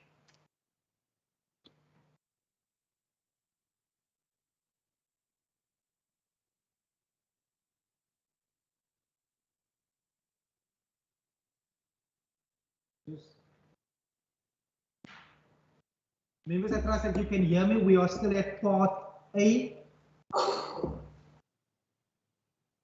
We are still part A. Is there any additional questions at this stage? Member Barnes, your hand is still raised. Yes, Chair, I have additional questions. Thank you so much. Are you so sorry, Member Barnes? I have additional questions. May I add more questions, Chair? Yes, you may. Yes, you can go ahead.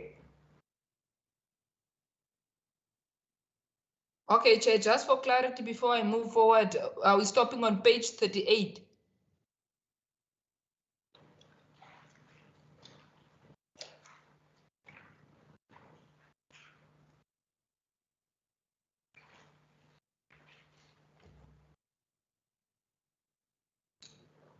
Am I audible, Chair? Yes, you may go ahead. Okay. Okay, Chair. My first question is on page 35. I read that the minister has approved funds for museums, COVID relief funds. That's on paragraph 3. What I want to know, Chair, is that can the department provide us a detailed breakdown of funding allocated per museum and how much went to non-affiliated museums? Second question to that is there any reason why relief for museums will continue post-COVID-19, whereas the relief funds to artists and athletes were stopped? My second question, Chair, will then be on the initiation program on page 36. What is the update regarding the challenge of scarcity of suitable land for this rite of passage? How is the department assisting traditional leaders in this regard? On page 36, again, under library services, second paragraph, free internet. What I want to know, Chair, is what is the number of rural towns that do not have access to libraries? Also, what is the geographic spread of the 228 libraries? Lastly, are all these libraries user-friendly for the disabled and the blind persons? On page 38, Chair, the first paragraph, in addressing one of the pillars of the National Sport and Recreation Plan, what I want to know, Chair, what is the total funding for the province that it has received from COGTA for each year between 2014 and 2021 in municipal infrastructure grant? How is this funding allocated for building and maintenance of sport infrastructure per municipality, and why are all sports fields in areas like Mitchell's Plain not maintained?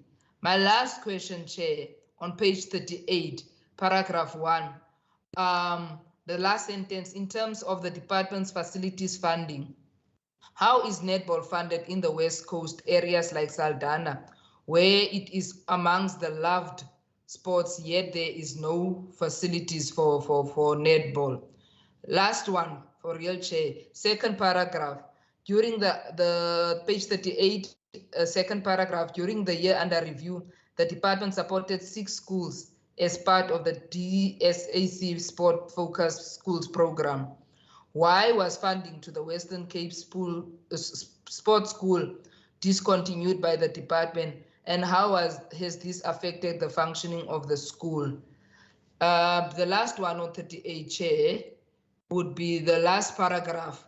The activities of mod centers of mod program follow on from the ECD-based activities of arts and the recreation centers. How much did the department spend on mod program?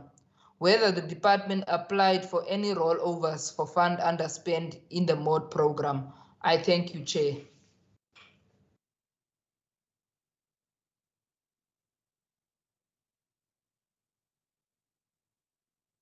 Also, one question actually from my side is in terms of the, let me just, I made a note.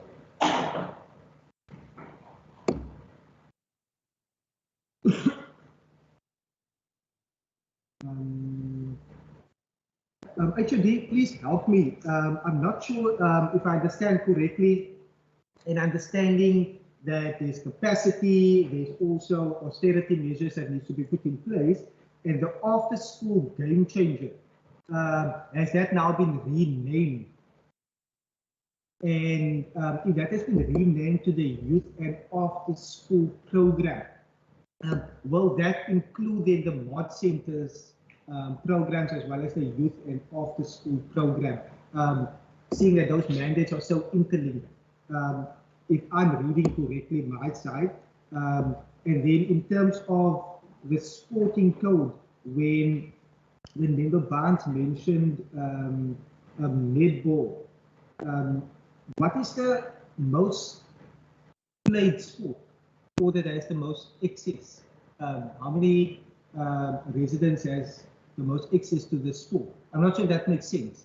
Just from the department side.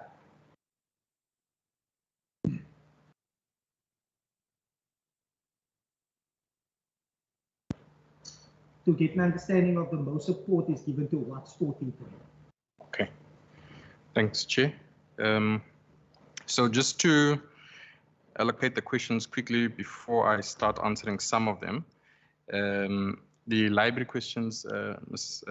Cecilia Sani will prepare to respond to those. Dr. Bower will talk to us about the MIG grant as well as the netball in Saldanha. Between Dr. Bower and Mr. Hendricks will cover the sports school. And the mod program, Mr. Hendricks will cover that. And then I will cover the transversal youth program. So I'll start with the first one on the COVID relief fund provided to non-affiliated museums. Mr. van Rensburg will assist if I miss anything, but there were 3 non-affiliated museums that were funded. The first one was Darling Museum, which got 7.8 thousand. District 6 Museum, which got 334,000. And the South African Perfume Museum, which got 33,000.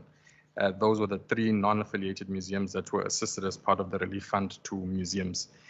The museum COVID-19 relief fund was once off, same as the one for the artists. It was not continuous and has not continued beyond this, but we do continue to support the affiliated museums in terms of the Act.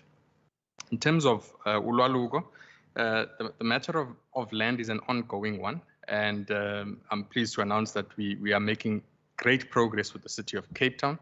With one of the sites, there's a conversation that is happening between the City of Cape Town, DCAS, as well as the Department of Public Works. One of the sites there is belonging to the City of Cape Town, but the City of Cape Town is wanting to set it aside specifically for initiation. And we are looking at an option where DCAS will potentially lease the site and the City of Cape Town will provide the necessary services. And we are doing that with sites on site. And what we are also doing is participating in all the JDMA or DDM discussions in the various municipalities, so that when they are doing their spatial development plans, we are making the case for initiation sites so that initiation sites are not an afterthought, but as municipalities develop new housing opportunities, they make sure that those communities are appropriately have initiation sites that are close enough to the community, but far enough to ensure that there is seclusion and to protect the dignity of the practice. So all of this is ongoing, and I believe we've made a lot of progress. I'd now like to hand over to Ms. Sani to start with the library matters, and then she'll be followed by Dr. Boa.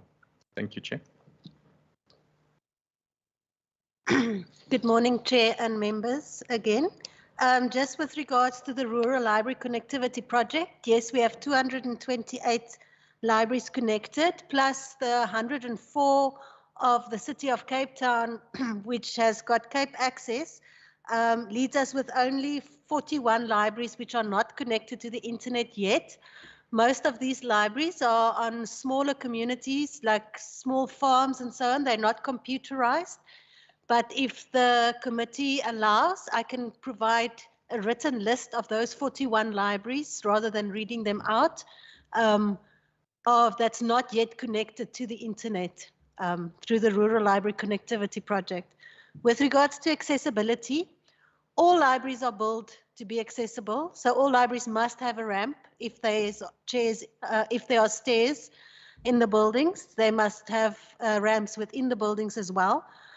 All libraries are accessible to the blind, but we only have at the moment 27 public libraries which actually provide library materials specifically for the blind or visually impaired in the form of braille and audiobooks. The others, they will assist any of the members of the public who are visually impaired, but it's only the 27 library who actually have what we call mini libraries for the blind. Thank you. Dr. Bauer or Mr. Hendricks, who would like to go? Oh, Dr. Bauer, thank you. Thank you very much, Chair and Member Barnes. The questions there's about 4 or 5 of them, so I will deal with a great number of them, and Mr. Tutu and Mr. Hendricks will also assist me. In terms of the COCTA funding, which was one of the questions posed relating to facilities, the COCTA funding started in 2016 only, and to date, COCTA has made available 109 million rand to municipalities in the Western Cape. 109 million. In 2016, Beaufort West was allocated 12.5 million, Cederberg was allocated 7.6, and Swellendam was allocated 7 million rand. In the financial year 17-18, Bito was allocated 13 million and Langeberg was allocated 15 million. In 18-19, George was allocated 8.5, Berg River was allocated 5.4. In 1920, Houston was allocated 10 million, Prince Albert was allocated 11.5 million.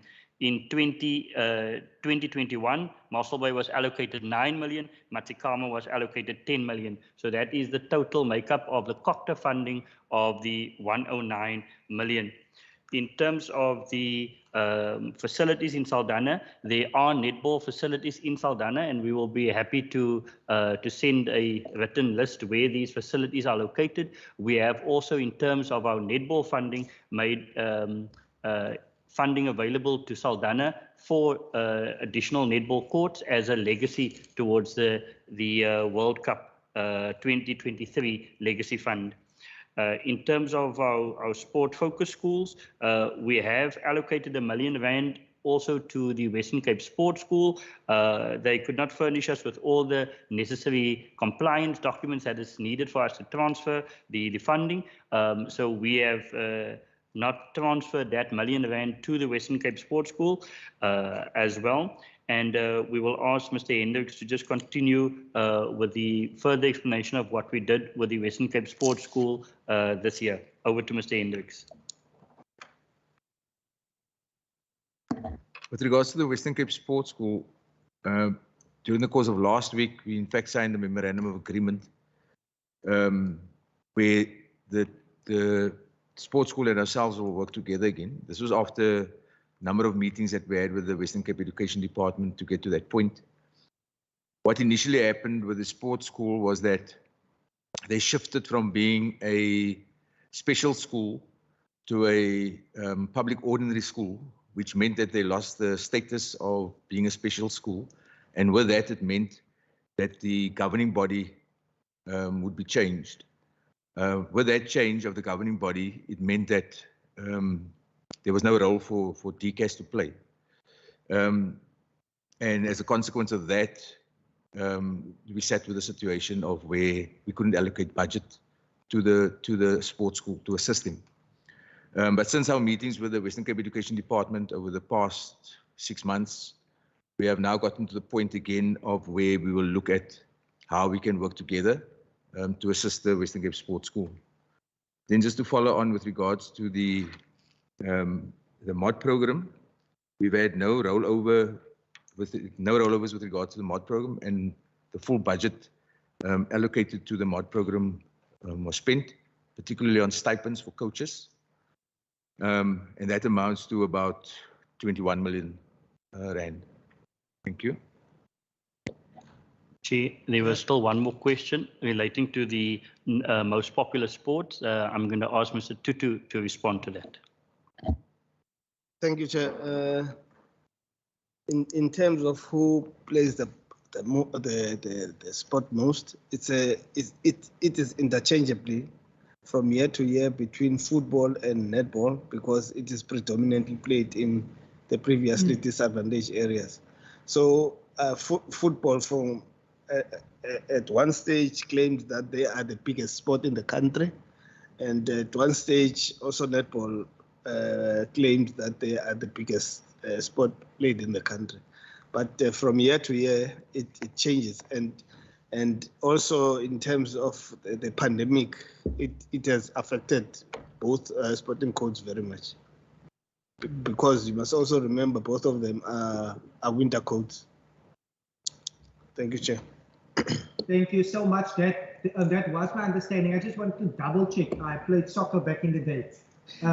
So in terms of, there's no disputes currently with SAFA. No, there are no disputes with SAFA. We've got working relationships with all our sporting codes. South Africa has got 16 priority codes of sport, and we fund all of them. And in addition to that, we also have all the other codes that are affiliated to SASCOC. So we provide funding to close to 140 district federations across the Western Cape, and we have capacity building courses. We've got our sport awards coming up. So all of these federations participate with us in all our activities as a department. Thank you. And then I just have one additional follow-up in terms of the question earlier on, ma'am. Thank you so much for replying. In terms of the adjudication process and that committee, does that committee change often?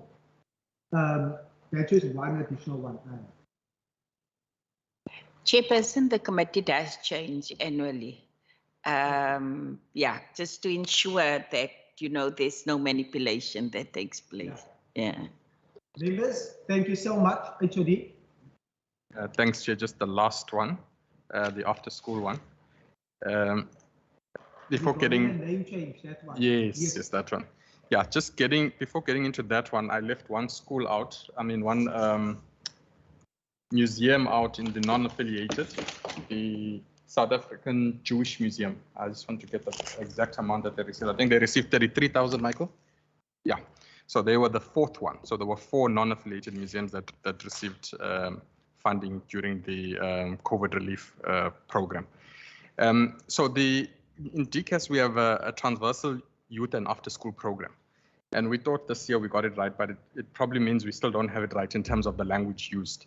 It's made up of the MOD program as well as the youth office. And there are various activities under the MOD program that are there, as well as the youth office. You'll hear Yeboniers and all of that.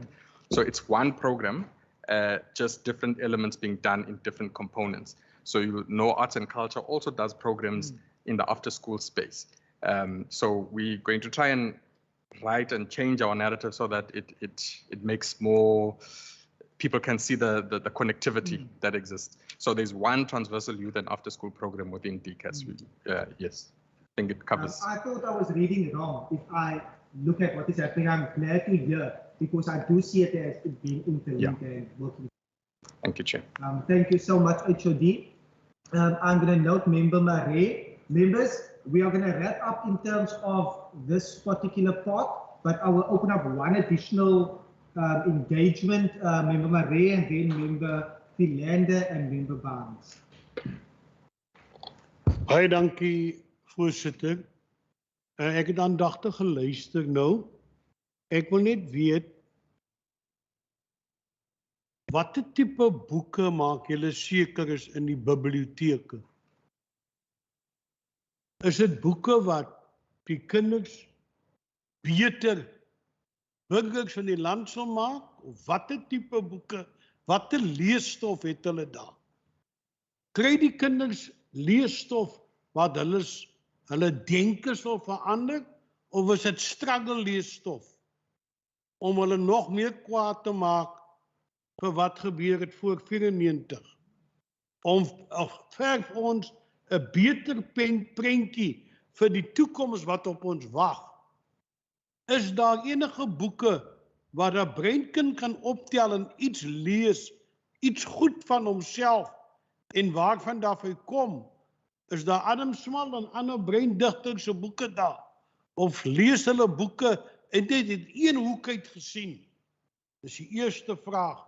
Wat lees ons kinders in die biblioteke? Tweedens,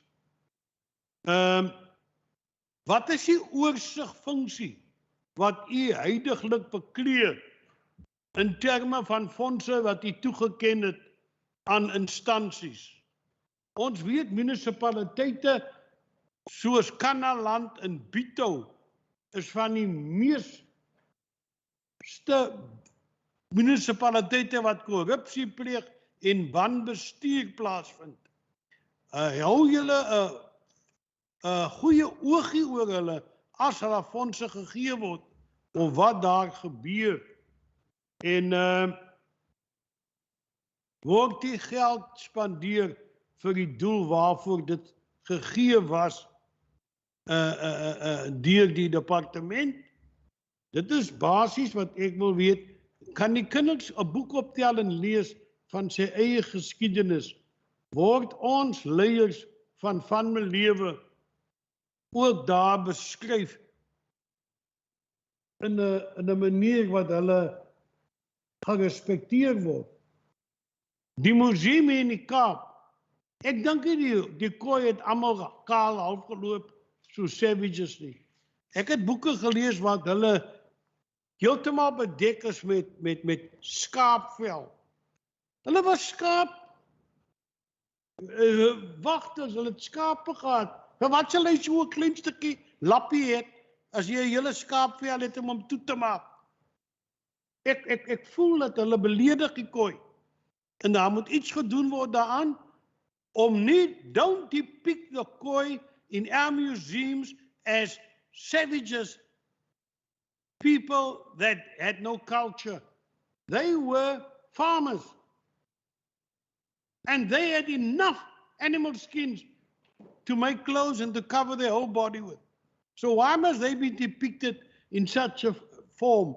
I would like the committee to tell me whether they are prepared to look at it. Thank you. Thank you, Member Marais. Member Philander. Thank you very much, Chairperson. Chairperson, my question relates to the reference to sport participation and the excess in our communities across the province, Chair. What measures as the Department of Cultural Affairs and Sport, as the custodians of sport in the province, how do they engage municipalities to avail sports facilities at no fee for community development programs like sport and cultural affairs? And then, yes, Chairperson, I do understand that it is a local government mandate, but as the custodians of sport and well-being in our province, how do we better serve our communities based on their needs, Chairperson? If I can kindly get an indication. Thank you very much, Chair. Thank you so much, Member Philander. Member Barnes. Thank you, Chair. Mine is just one or two follow-ups. The first follow-up will be on the initiation site question that I had earlier. Do we have a specific location for the initiation sites and how much will be paid for the lease? My second one will be on the libraries for the blind. What are the plans to increase the number and in which municipalities are these libraries? My last question, Chair, would be on Western Cape Sports School. What is being done to deal with the corruption that is happening there? Thank you, Chair. Thank you so much, Member Barnes. If I can also, if we consider part B, and if the department will indulge me, I see in terms of on 145 under Western Cape Provincial School Confederation, there's a number of payments that have been transferred. If you can speak more to that in terms of the honorary stipends, what does that entail? And there's quite a number in terms of what the Confederation is receiving in terms of the Western Cape Provincial Sport. Because if I can also get an understanding on how long has this federation, confederation system of funding been in place. I hope that makes sense. How long has that been in place? Just to get an understanding before I have a possible follow-up question in that regard. And in terms of even though plans were made to be here in person. Members, we are back online. I trust that you can hear me. We had a short interruption. I will now hand over to the department. Thank you very much, Chair. Just to quickly allocate the questions, the ones relating to the collection development in the libraries, Ms. Sani will take that one. The one relating to our relationship with municipalities and the agreements, Dr. Bower will take that one, as well as the next question relating to participation and measures of making facilities accessible and how we better serve our communities. Those will be by Dr. Bower. And then Mr. Hendricks will take two questions, the sports school question, as well as the question around the honorary stipends and how long that has been in place. And then Ms. Mleleki will just take us through the various initiation sites that we have within the province. And perhaps Ms. Sani will also include the matter on the libraries for the blind in her response. But just in kicking off, the books within our libraries, the main thing I think Member is also talking about is about representativity, making sure that children are able to see themselves in the content that is in our libraries. We take that very serious, and the process is quite a thorough process that begins at the municipalities. So it is not the province which decides on behalf of the municipalities.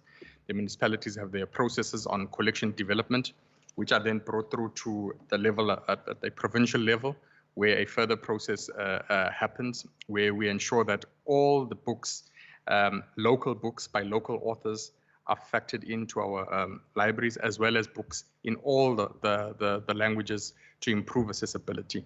So Ms. Sani will just go into any further detail that she'd like to add around that, but collection development is something we take very serious. Thank you, Chair, Ms. Sani, and then after that, Dr. Bower. Thank you, HOD. Ja, daar's gesê presies wat ek wou sê. Ek wou sê ons biblioteke het veral vir kinders. Het dit natuurlik fiksie, non-fiksie, dis boeke om die skoolkurrikulum te support, maar 70% van ons budget gaan op locally published boeke vir local authors. So meeste van ons boeke is Suid-Afrikaanse boeke en die biblioteekkaresses en biblioteekares in die biblioteke mag sit saam met ons. Ons het 'n groep van spesialiste in biblioteekdiens en hulle sal sê veral in hulle gemeenskap wat die behoeftes is. Ons sal seker maak ook dat die collection oor 'n geheel, dat dit alles het in hê, maar dit is hoe ons boeke gekies word. And then with regards to the libraries for the blind, we work with the South African Library for the Blind and their coordinator. We can manage 5 libraries a year because it takes quite a lot of training and implementing of the equipments. So each year we add 5 additional libraries. So this year we'll add 5 more, so it will go to 33. And then each year we'll just implement 5 additional libraries for the blind in our public libraries. Thank you.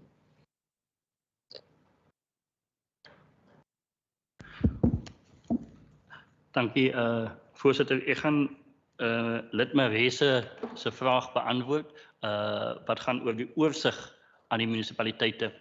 Van onze kant, ons is in samenwerking met die departement van plaaslike regering. Hulle hou op 'n maandelikse basis 'n vergadering wat hulle noem die MIG meeting. Hy word om 20ste van elke maand gehou. Dit is voorheen was dit in Woeste gehou, maar nou word dit virtueel gehou. By daardie vergadering word al die gelde, MIG, sowel as COCTA funding bespreek. As daar enige rooi vlae is, dan gaan die gewoonlik local government dan sê dat daar goedjies gedoen moet word. Ons as 'n departement, wat ons doen is, ons teken af om te sê of die norms en standards gehandhaaf is. In ander woorde, is dit die regte maat is vir die sokkerveld, of die rugbyveld, of die netbal en sovoorts. Wat dan gebeur is dat die munisipaliteit moet saam met plaaslike regering werk. As hulle nie die geld spandeer in die tyd wat hulle moet nie, hulle het vereiste dat daar 40% van die budget gespandeer moet word, gewoonlik na 'n spesifieke tyd van 1 jaar. As dit nie gebeur nie, dan word die geld teruggehou deur COCTA. So dit is die oorsigfunksie wat die plaaslike regering basies uitvoer, maar ons gee 'n ondersteunende rol daarin. So dis die ene van die oorsig wat ons dan lid Marie wat ons dan meer deel. Dan die tweede vraag was member Philander. She asked a question about sport participation and our access. This matter has come up at a number of occasions. At the last opportunity that we had, we engaged with the City of Cape Town. City of Cape Town informed us that they as a municipality took a decision that where a sport club is not able to pay the fees then for the usage of a particular facility, then they should apply for a waiver of the fees applicable using the provisions that they have for indigent relief. Now, I'm not sure if all municipalities have this. I will ask my representatives at that MIG meeting that I referred to earlier if all municipalities have this waiver, and possibly in January or February, whenever we see the standing committee, again, we'll have a response from the municipality side. But from our side, we do engage with all sport federations and municipalities to have access to those stadiums and those other facilities, because of course without sport people making use of those facilities, social cohesion and social inclusion will not be promoted, and also we need activities in terms of sport tourism to take place as well. So from our side, we will endeavor to find out, Chair, how many municipalities have got a low fee or no fee waiver. Thank you.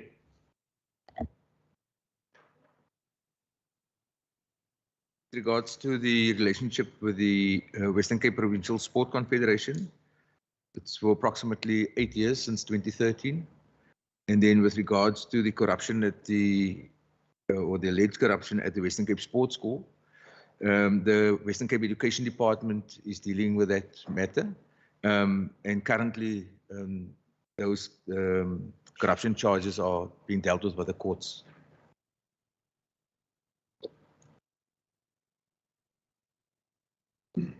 Members, is that covered from the department side for now? The last one was by Member Maria around the representation of the Khoi and San in some museum dioramas. I think what would help if we could know which museum exactly, because I know Iziko Museums once misrepresented the Khoi and San in a diorama, and that matter was resolved several years ago. But if there are any other museums, whether they are DCAS funded or not, if the member would let us know, and then we could investigate. It's something that we take very serious, but I'm not aware of any. Yes, that's Iziko. It's a national museum, and we will be in touch with them. Thank you, Chair.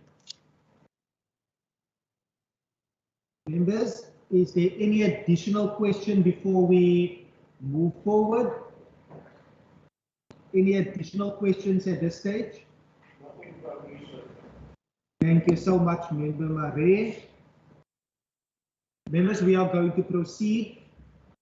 And as I've noted earlier, in terms of Part C will be covered by SCOPA later this afternoon. That engagement is commencing at 2 o'clock. And then Part D we are able to deal with, and the entire Part E is covered by SCOPA. We are currently at 11:11, so I will indulge if there's any pertinent question to Part C.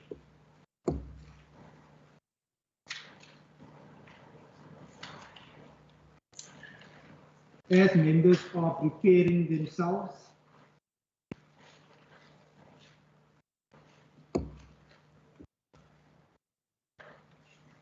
may I just have, I don't want to take you back, HOD, but in terms of district chairpersons and the answer for the 8 years that the Provincial Sport Confederation, how is that body constituted or appointed or nominated? If you can speak to that as well. Tabao will take that one, Chair. Thank you. And the makeup of that executive, just to get an idea. Thanks, Chair. So the origin of Sport Councils, Chair, started in 1973 when the South African Council on Sport was formed. After that, the SACOS, as it was commonly known, continued in its existence. So the Sport Council movement is close to 50 years old in South Africa. It continued till about 89 when the National Sport Congress was formed as an alternative body, and there were two bodies representing civil society in sport. As they continued later on, SASCOC was started in November 2003, and SASCOC is, of course, the South African Olympic Committee.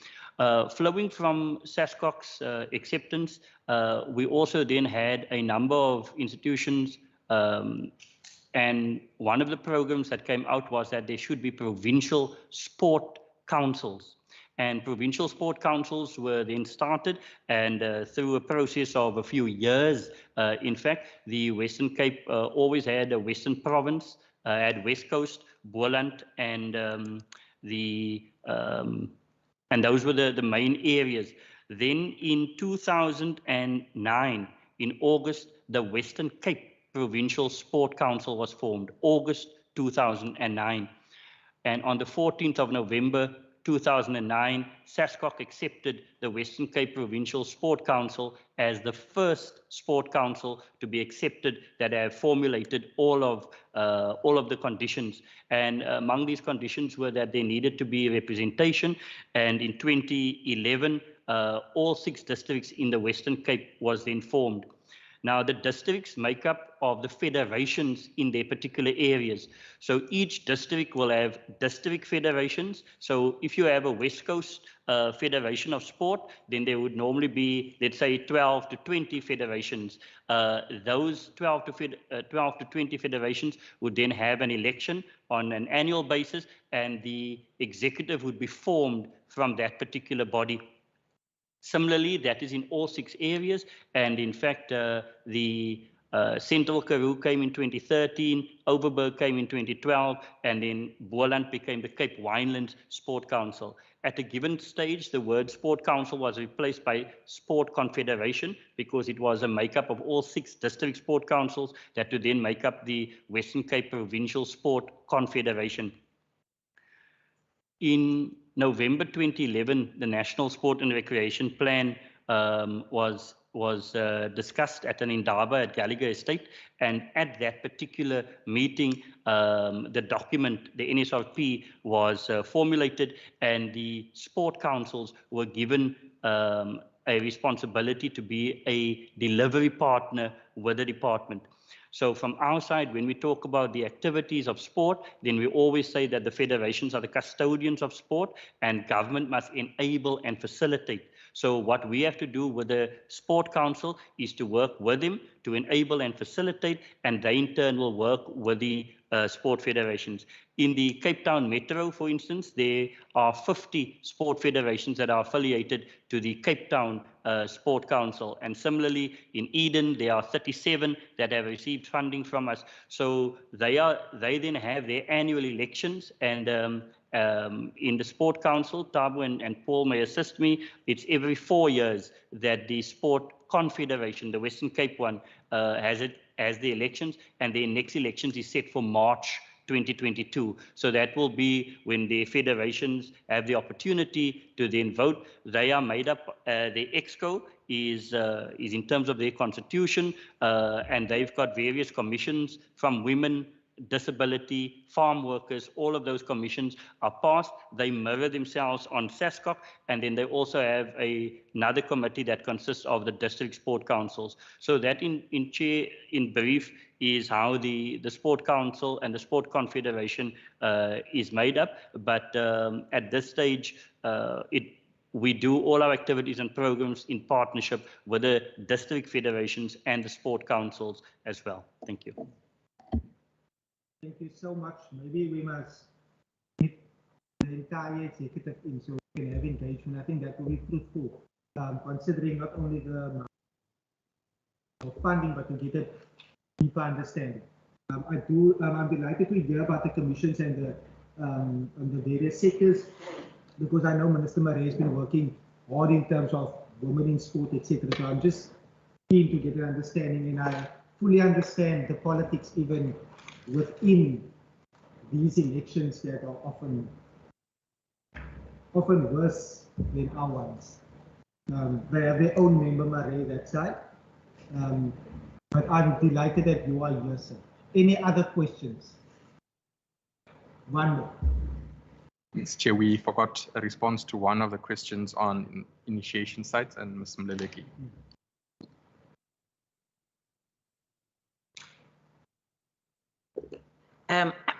Member Barnes, there is 36 initiation sites throughout the province for the Xhosas, Sothos, and Sloobis.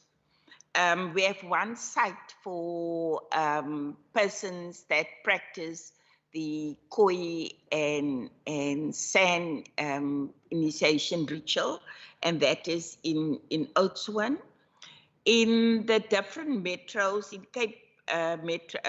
in the city of Cape Town, we have 10 initiation sites across the three cultural groups. For Cape Windens, there are 9, and Beaufort West, we have 2, which is Beaufort West and Maritzburg. And then for Garden Route, there's 9. Overberg, we have 3. And in the West Coast, we have 3 initiation sites. Thank you. Thank you so much. Members, Member Maria, are you covered in terms of Part B? Is there any burning question for Part C that you have? No, I'm covered in English. Baie dankie. Member Maria is gedek. Is dit reg? Gedek. Gedek in Engels. Ek wil dit op die Engels. Members, I am double checking if I see any hands online. I see no hands at this stage. Is there any questions on Part D? Any questions on Part D dealing with human resources? I'll give members a minute or two, and once again indicate that Part E will be covered from 2 p.m. onwards today. And any member that wishes to attend that particular scope of meeting is more than welcome to do so. Can I ask a question? It might be a silly question that I have to answer. With the chairman's permission? I just want to know, what significance do you see in the rights of women? I mean, we talk about the rights of the Khoi, the rights of the indigenous peoples, and it's important. But different cultural communities view women through different lenses in this country. And women are abused in terms of culture. So is there any inquiry being initiated to see in which way are women deprived of their rights under the banner of culture? And what are we going to do about it? A lot of women complain, Mr. Chair, about the way they are being treated, not only by their husbands, but by the community they live in, because we respect a culture, and that culture allows for women's rights to be taken away from them. Can anybody would like to take a chance to say, how are we going to, this dichotomy, how are we going to resolve it, where we respect culture, but also the rights of the individual being a woman? Is there any member of the department that wishes to engage Member Marais? HOD, you are taking off your gloves. I think it's only fair. I think it's just a general question, and as a department, we operate within a space that deals with culture on the one hand, sports and recreation on the one hand, and we acknowledge any areas where there may be challenges in terms of women representativity. Our point of departure is that women are central in all cultures. Even in those where we see things going wrong, it's got very little to do with the culture. It's actually, in most cases, abuse of the culture that causes this. And the various cultural organizations within the country, including the National House of Traditional Leaders and many others that represent cultural matters, are very clear on that. And you can cite many examples. Coming to even Ulwaluko, customary male initiation, very important part of our culture. And one of the key elements of the syllabus there is about the centrality of women. So there's no way where in our culture undermines the role of women. It's when we as people in various culture abuse the culture itself. All the cultures acknowledge the centrality of women. In the arts as well, there's a lot of deficits there. So the programs that Ms. Mleleki does, trying to get more women filmmakers involved, more women involved in dance, music, etc., so that you can get those narratives. Because when women are not involved in those script writing exercises, you find that then they get written out of. So most of the work that we do tries to negate those matters that the member raises, which are legitimate issues. We try our best to try and make sure that women are fully represented. Because when we don't have that representation, you're losing an entire element of our communities, a central part of our community, a central part of taking cultures from generation to generation. It is the women who are the reservoirs of our culture and make sure that our culture goes from generation to generation. And we need to do everything we can to protect that. Thank you very much, Chair. Thank you so much. We've also seen two females bringing home medals in terms of the Olympics and the Paralympics, which was amazing to see. Member Marais, I'm going to go over to part D. Any questions, members? I see Member Barnes, your hand is raised. You may go ahead. Thank you, Chair. Let me just verify because I can't hear you properly. Are we on part D? That is correct, yes. It will be pages, the entire part is tabled, and that will be pages 172. 170 to 173. Okay. Okay then. Let me start with this one, Chair, on employee wellness.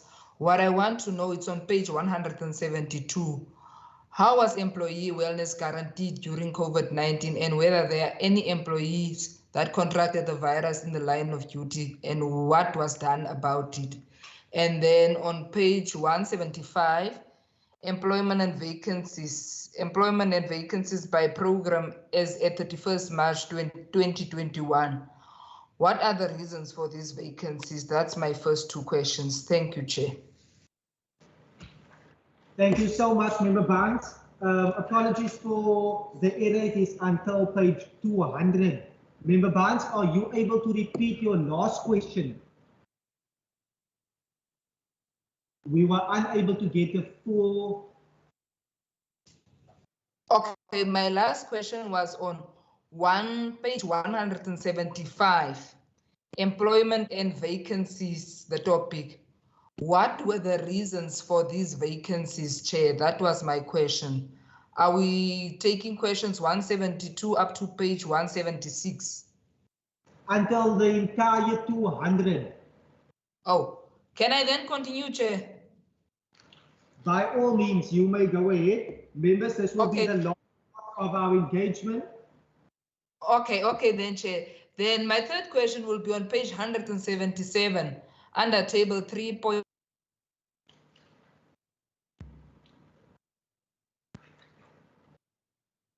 Member Barnes?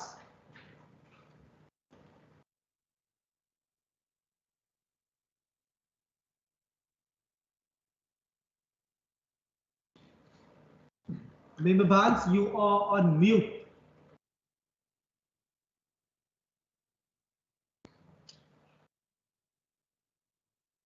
Member Maria, are you covered in terms of... No, sir, I'm not on mute, so while he's on mute, I can talk. You may go ahead, sir. I would just like the members to look at page 177. Now, this is a very contentious issue. Again, I'm speaking English. Would like leaders of parties to know why I speak English so everybody can understand, not because I don't respect my language of Afrikaans. I am an African. Am I here under African? The Khoi was here in Africa since God made the earth. And everybody every time say the Khoi were the first human beings in Africa. But I am listed as colored, not as African. And I know the equity law says black is the people that must be empowered. It's termed black. And then in a glossary of terms, he describes black as being African, colored, Indian. It says I am not a part of this African nation. I'm a colored. I object to it. And I want to say I object to not putting me down as an African too. If you then want to differentiate, then call whoever want to be black, black. And call me brown, whatever you want to call me. But don't tell me I'm not an African, I'm a colored. And I would like the department in future to note that ek is Afrikaan soos enige ander persoon. Dit van Riebeekie land toe is ek hier, my voorouers, en ek is 'n Griekwa en ek is trots op. So ek wil net hê hulle moet dit verander en nie vir ons noem as colored nie. We are South Africans or African, but not colored. Thank you so much, Member Marie. I have noted that Member Barnes has lost connectivity on her side. I am going to, however, ask the department to respond, and we will refer Member Barnes to the online platform should she then wish to listen in on the actual reply received. I wouldn't want us to lose any further time. I have requested her to join the meeting again. Thank you very much, Chair. Mr. Julie will respond to how many of our staff tested positive during the duration. I don't think you'll be able to respond to the on-duty part because in all instances, we are not aware where people got the infection, but those that were working during that time, and you give us some of the numbers. And then in terms of mental health, the Department of the Premier has entered into a service level agreement with Metropolitan Health.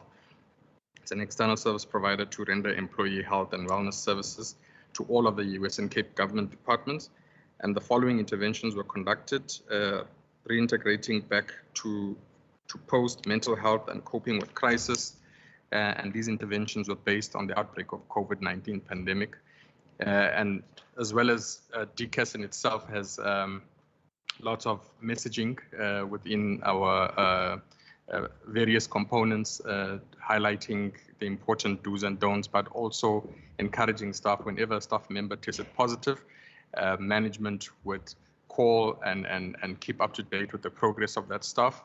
And it was those tangible interventions by management to ensure that staff felt that they were having the support needed from management during that difficult time.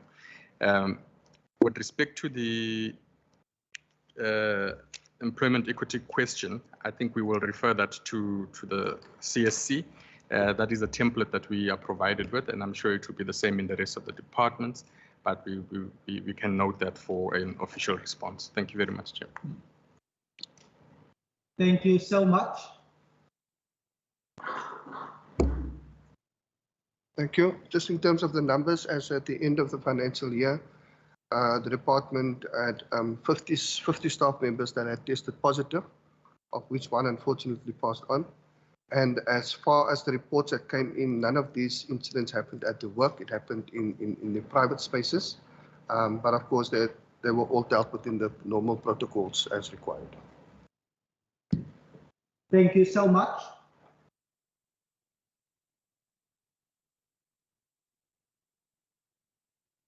We are trying to reach out quickly to one of the members who may have a question, and once it is received, I will then ask that question on that member's behalf. We wouldn't want any person to miss out due to technology. So there is someone is typing here. Member Marais, we are wrapping up.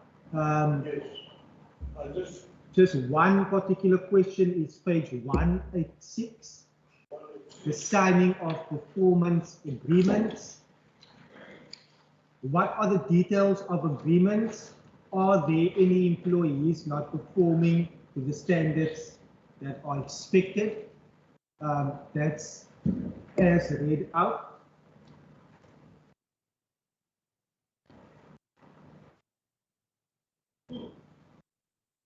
In terms of performance performance agreements, and has anyone in the, during this financial year that we are covering been not reprimanded, but if there was any steps taken in terms of not meeting the performance agreements? Chair, there was one, and measures are in place to assist and support the employee. Thank you, Chair. Thank you so much, Member Barnes. That message will also be relayed to you. Members, on that note, if I don't see any further hands, I do want to thank each and every member for your attendance here today. To the Minister, to the HOD, Mr. Wasim Matthews, our Procedural Officer, and Mary Ann Burgess. To the entities, thank you so much for being here, members. Before I end and adjourn this meeting, I am going to request humbly that the department do make their way down the foyer area into the lounge, dining lounge, in order to take a COVID compliant meal. Otherwise, myself and Wasim is going to be in trouble if those meals remain there. And it will be deemed as wasteful expenditure.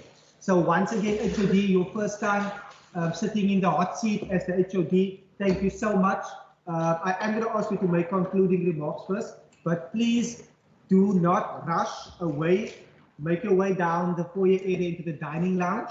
And members, please, if you have any further questions, please submit that directly to Mr. Wasim Matthews. I have noted the request for additional members together with the department that will escalate information back to the committee on questions, on answers that weren't provided here today. And then we will also afford members to then submit their request for information moving forward.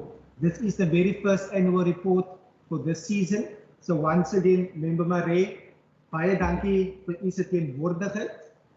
En ons is baie dankbaar dat u hier is. So members, on that note, this meeting, can I adjourn the meeting? I have said everything I am supposed to say. Thank you so much. Baie dankie. Inkosi. Thank you so much. And the IT will now suspend the meeting on their side.